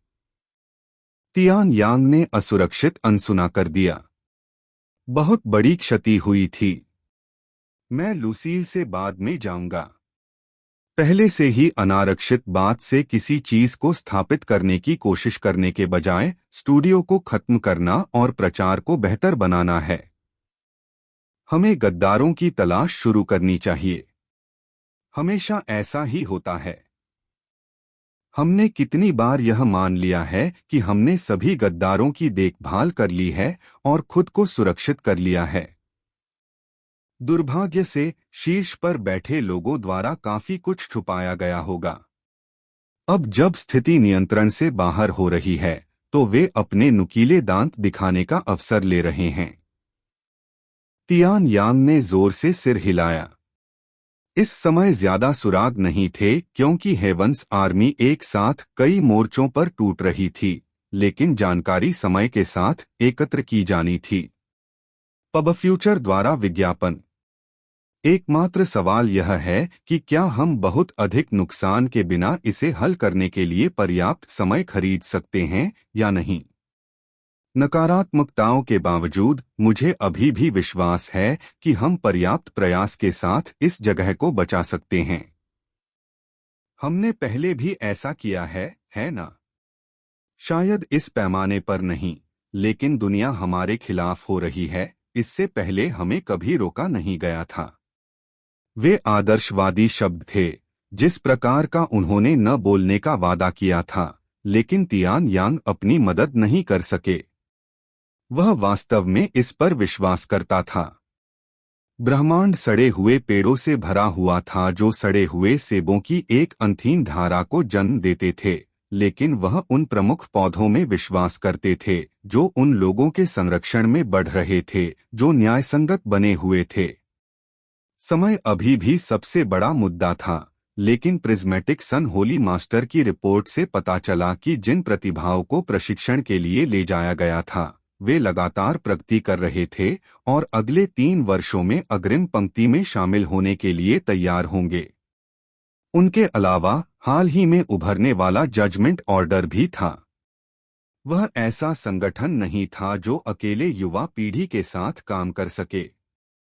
कई विशेषज्ञों ने गुप्त रूप से उनका समर्थन किया, जिनमें तियान यांग और बाकी लोग भी शामिल थे जिनका समूह के साथ गहरा व्यक्तिगत संबंध था। विविध प्रतिभाओं की तुलना में वह उन पर अधिक विश्वास करते थे। मजे की बात यह है कि यह विश्वास उनके शिष्य के साथ उनके संबंधों से आया है। जिस तरह से चीजें चल रही हैं, वह निस्संदेह कुछ वर्षों में मुझसे आगे निकल जाएगा। वह बच्चा विशेष था, लेकिन जैसे जैसे वह बड़ा होता गया, तियान यांग को यह स्पष्ट हो गया कि वह कितना विशेष था। वह उन लोगों के साथ घुलने मिलने के लिए नहीं थे जिनके पास सीमित प्रतिभा थी। वह ऐसे व्यक्ति थे जिनका जन्म बेहतर खेल के मैदान पर होना चाहिए था, लेकिन ब्रह्मांड में उनका अस्तित्व सिर्फ एक आशीर्वाद से कहीं अधिक था। तियान यांग को स्पष्ट रूप से पता था कि मानव डोमेन अभी भी सुरक्षित क्यों है। उनके द्वारा बिछाए गए स्थानिक जालों की सुंदर श्रृंखला इतनी जटिल थी कि तियान यांग जैसा कोई व्यक्ति उनसे कई सच्चाइयां सीख सकता था। उसकी उपेक्षा करने पर भी क्या अभी भी नो रिटर्न पास से कोई समाचार नहीं आया था। डेमियन ने उनसे संपर्क नहीं किया, लेकिन नॉक्स ने भी कोई कदम नहीं उठाया। अपने स्वभाव के कारण यदि वे ब्रह्मांड की सबसे बड़ी प्रतिभा को मारने में कामयाब हो जाते तो वे खुशी से शेखी बघारते। क्या यह हास्यास्पद नहीं था? वहां एक अकेला आदमी अग्रिम मोर्चों पर सक्रिय सबसे शक्तिशाली सुप्रीमों की तुलना में अधिक दुश्मनों का वध कर रहा था। उनका अस्तित्व और उन लोगों का अस्तित्व जिन्होंने उनके विकास का समर्थन और प्रायोजित किया, यही तियान यांग के विश्वास का मूल था। जहां तक पुरानी पीढ़ी की बात है, इससे कोई फर्क नहीं पड़ता। हमारे जैसी बूढ़ी हड्डियों के लिए क्या युद्ध के मैदान पर आखिरी बार रुकना हमारी अंतिम इच्छा नहीं है? हमें बस उनके परिपक्व होने के लिए पर्याप्त समय तक जीवित रहने की जरूरत है, फिर हम तब तक जंगली भागना शुरू कर सकते हैं जब तक कि बागडोर नहीं मिल जाती गर्व से पार हो गया। गोल्डन ड्रैगन सम्राट ने सहमति में गुनगुनाया, लेकिन उसकी अभिव्यक्ति हल्की नहीं हुई। तियान यांग ने अपना सिर हिलाया और उसके कंधे को थपथपाया। आइए, हमें काम करना है। वास्तविकता के बावजूद हमें उस काल्पनिक भविष्य को बनाने में आशा नहीं खोनी चाहिए जिसका हम सपना देखते हैं। अन्यथा हम वास्तव में असंभवता के सामने झुक जाएंगे। गोल्डन ड्रैगन सम्राट ने आह भरी। हाँ, मैं इतना समझता हूँ। मैं स्वाभाविक रूप से दबाव के इस स्तर के सामने नहीं डगमगाऊंगा। हालांकि उसने आकाश की ओर दृष्टि उठाने से पहले अपने पुराने मित्र की ओर देखा, जहां भाग्य का सितारा अत्यंत चमकीला था। पब फ्यूचर द्वारा विज्ञापन। वह तारों भरे आकाश में अकेला था। पास की टिमटिमाती रोशनियां इस सुदूर ग्रह पर रात के अंधेरे में एक विशाल शून्य बनाने के लिए काफी दूर थीं। वो कालापन खाली होता था। अब यह इतने अधिक छुपे हुए शत्रुओं से भर गया था कि गिनती भी नहीं की जा सकती। अगर उसने पूरी स्पष्टता के साथ तियान यांग की आंखों में देखा। अगर सबसे बुरी स्थिति आती है तो कृपया एस्टोरिया का ख्याल रखें। यांग मुस्कुराया। मुझे डर है कि आपको किसी अधिक भरोसेमंद व्यक्ति की तलाश करनी होगी। वह उठ खड़ा हुआ और उसी तारे को देखने लगा जिसे उसका दोस्त बहुत उदास भाव से देख रहा था। उसकी आंखें आग से चमक रही थीं। 10,000 साल पहले हमने उसी तारे पर दाव लगाया था। गोल्डन ड्रैगन सम्राट ने अपनी भौहें ऊपर उठाईं। जब उसकी याददाश्त वापस आई तो उसकी आंखें थोड़ी चौड़ी हो गईं। उस आदमी के हाव भाव बदलते देख तियान यांग मुस्कुराया और जारी रखा। जिंगटियन अब हमारे साथ नहीं हो सकता है, लेकिन मैं हारने से इनकार करता हूं।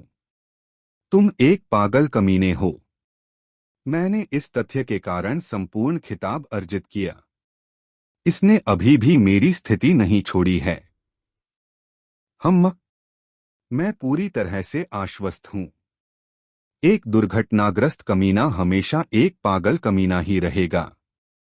गोल्डन ड्रैगन सम्राट भी खड़ा हो गया। आप उस बुरे को जीतना चाहते हैं? तियान यांग ने कंधे उचकाए। इसका निर्णय आप स्वयं कर सकते हैं। तो फिर क्या आपने यहीं पोछा लगाना जारी रखने का निर्णय लिया है, या आप मेरे साथ आ रहे हैं?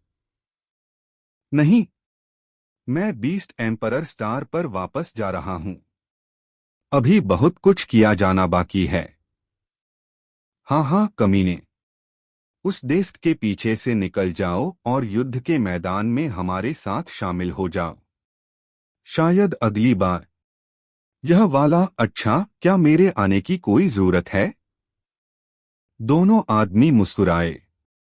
जरा भी नहीं, तियान यांग ने अत्यंत आत्मविश्वास के साथ उत्तर दिया।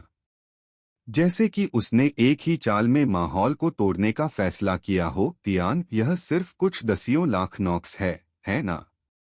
मेरे जूनियर्स उन्हें पिंकी के साथ खत्म कर सकते हैं। वे अब लगभग 3 घंटे तक बात कर चुके हैं। जो कुछ भी आवश्यक नहीं कहा गया, और जो कुछ नहीं कहा गया वह सब समझ गए। उनकी बातचीत किसी भी अन्य चीज से अधिक उनके मन को शांति देने वाली थी। यहां तक कि आप अपने स्तर के भी समय समय पर मानसिक थकान का अनुभव कर सकते हैं। अच्छे दोस्तों और स्पिरिट शराब से थकान को दूर किया जा सकता है। लेकिन अभी भी घास थी। इससे पहले कि वे जड़े हुए जूते और इस थकान से हमेशा के लिए तंग आ गए, उन्हें उस घास पर लेटा दिया गया जिसने उनके लोन को सोखने का साहस किया था। अध्याय 1170 छाया में 4। तियान यांग और गोल्डन ड्रैगन सम्राट ने जितनी चर्चा की उससे कहीं अधिक चर्चा की, लेकिन वे उतनी खुलकर बात नहीं कर पाए जितनी उन्हें जरूरत थी। ब्रह्मांड में बहुत सारी अंधेरी शक्तियां घूम रही थीं। उन ताकतों के लिए उन लोगों को चुप कराने में बहुत देर हो चुकी थी जो उनके अस्तित्व को समझते थे, लेकिन अगर उनकी पहचान का कोई सुराग सामने आया तो ऐसी बारीकियों को भुला दिया जाएगा। इस युद्ध और अतीत में उनमें से कई के लिए मुख्य चिंता कभी नहीं बदली। यह हमेशा अंदर के लोग ही थे जिन्होंने सभी के लिए चीजें बर्बाद की, खुद दुश्मन के लिए नहीं। एक ऐसी दौड़ के लिए जिसे उनके सीधे जुझारूपन से परिभाषित किया गया था। नॉक्स उन लोगों को पक्ष बदलने के लिए मनाने में आश्चर्यजनक रूप से अच्छे थे। चाहे यह डर के कारण हो या कुछ और सकारात्मक, कई लोगों ने उन लोगों पर विश्वास करना चुना जो नॉक्स जैसी शक्ति दिखा सकते थे। लेकिन यह सब दिखावा था। नॉक्स एकजुट नहीं थे, न ही वे लंबी अवधि में अधिक संभावना वाली दौड़ थे। उनका एकमात्र लक्ष्य विनाश करना था। वे लाखों वर्षों से विनाश और विनाश कर रहे थे और अभी तक तृप्त नहीं हुए थे। ग्रांड हेवंस सीमा केवल उनका वर्तमान लक्ष्य थी। यदि इसका अस्तित्व समाप्त हो गया तो कौन कह सकता है कि वे विनम्र हो जाएंगे? नॉक्स अपने समाज के निर्माण से विकसित नहीं हुआ। उनके पास वह सामान्य सभ्यता संरचना नहीं थी जिसके लोग आदी थे, और ऐसे मानकों के आधार पर उनका मूल्यांकन करना एक निरर्थक कार्य था। संक्षेप में, नॉक्स के विकास का एकमात्र तरीका निरंतर विनाश था, और उनके विकास ने केवल उनकी विनाश क्षमता को बढ़ाया। जीवन की गुणवत्ता जैसे कारक उनके लिए अर्थहीन थे। तो फिर उनका अनुसरण करना कैसी मूर्खता थी? कोई कैसे सोच सकता है कि वे कुछ बेहतर पेश कर सकते हैं? कोई कैसे विश्वास कर सकता है कि वे वास्तव में जीवित रहेंगे और उन्हें वह सब दिया जाएगा जिसका उनसे वादा किया गया था, जिनके प्रति उन्होंने खुद को समर्पित किया था। यह दिमाग चकरा देने वाला था, लेकिन उन स्थितियों में जहां लोगों ने नॉक्स के साथ संबंध बनाए, उनके पास तथ्यों पर विचार करने के लिए समय या मन की शांति नहीं थी। उन्होंने जो देखा वह एक साधारण तस्वीर थी। ये जीव भयावह दक्षता से ब्रह्मांड को नष्ट कर रहे थे। स्वयं को उनके अधीन कर देने का अर्थ था विजयी पक्ष में शामिल होना। जब दूसरा विकल्प मौत ही था तो क्या कहने को कुछ बचा था? फिर भी यह अनुमान लगाया जा सकता है कि उनकी बातों से प्रभावित होने वाले अधिकांश लोग ऐसे थे जिनके पास लड़ने के लिए बहुत कुछ नहीं था। कोई भी मरना नहीं चाहता था, लेकिन लोग उन चीजों के लिए मरने को तैयार थे जिनकी उन्हें किसी भी चीज से ज्यादा परवाह थी। हम्फ, अमर रक्त असुर ने स्वयं पर व्यंग किया। उसके मन में वे मूर्ख थे। स्थायित्व कोई वास्तविक अवधारणा नहीं थी। कुछ भी हमेशा के लिए नहीं रह सकता। पब फ्यूचर द्वारा विज्ञापन। जिन्होंने समर्पण किया वे कमजोर थे। वे दंगाई थे जिनका उन नागरिकों से अधिक कोई मतलब नहीं था जिन्हें वह आज तक कृत्रिम नॉक्स में बदल रहा था। अंततः उनकी स्थिति की परवाह किए बिना उन्हें तोप का चारा माना गया। लेकिन तोप का चारा जिसने अपना स्थान स्वीकार कर लिया, वह उन छोटी चींटियों से बेहतर था जो एक ही कदम में उनके छत्ते को कुचलने के बाद भी हाथी को मारने की कोशिश करती थीं। उसने उनका तिरस्कार किया। वह अलग था। उसके पास शक्ति थी, वह शक्ति जो उसने अपने लिए अर्जित की थी, और वह शक्ति जिसका उपयोग केवल उसके लिए ही किया जाना था। चाहे नॉक्स जीता या ब्रह्मांड जीता, उसके जीवित रहने की गारंटी थी। उनके शत्रु उनसे मुठभेड़ में कभी बच नहीं पाते थे। परिस्थितियां निश्चित रूप से उसे रोक रही थीं, लेकिन जिनसे वह निपटना चाहता था वे कभी भी उसकी पकड़ से बच नहीं सकते थे। लक्सुरियन में महान देवदूत का प्रभाव कम हो रहा है। 2 साल के भीतर उसके पास स्वर्ग की सेना में कोई शक्ति नहीं होगी। एलिसा ब्लडलॉक ने अपना कर्तव्य पूरा कर लिया है। जानकारी किसी भी समय देखने के लिए उपलब्ध है। इसके अलावा वॉयड ओल्ड इमोर्टल और गोल्डन ड्रैगन सम्राट की मुलाकात हुई। उन्होंने नियमित योजना पर चर्चा की और गद्दारों के अस्तित्व की ओर इशारा किया, हालांकि यह स्पष्ट नहीं है कि कितना वे क्नोव्स। इमोर्टल ब्लड असुर ने उन 2 लोगों को स्वीकार करते हुए गुनगुनाया जिन्होंने उसे अपनी व्यक्तिगत रिपोर्ट दी थी। अन्य समाचार? हाँ सर, कृत्रिम सैनिक परियोजना लगातार प्रगति कर रही है। सेना अधिकतम 4 वर्षों में तैनाती के लिए उपलब्ध होगी। 4 वर्ष? अमर रक्त असुर ने भौहें चढ़ा लीं। वह लगभग पर्याप्त तेज नहीं था। उन्हें किसी भी तरह से प्रक्रिया में तेजी लाने के लिए कहें। एक दोषपूर्ण उत्पाद स्वीकार्य है, हालांकि इसे एक अवधि तक काम करना चाहिए। जी श्रीमान। रिपोर्टें जारी रहीं, जिसमें ईएन की स्थिति के साथ साथ बीस्ट डोमेन में नॉक्स की प्रगति को भी सूचीबद्ध किया गया।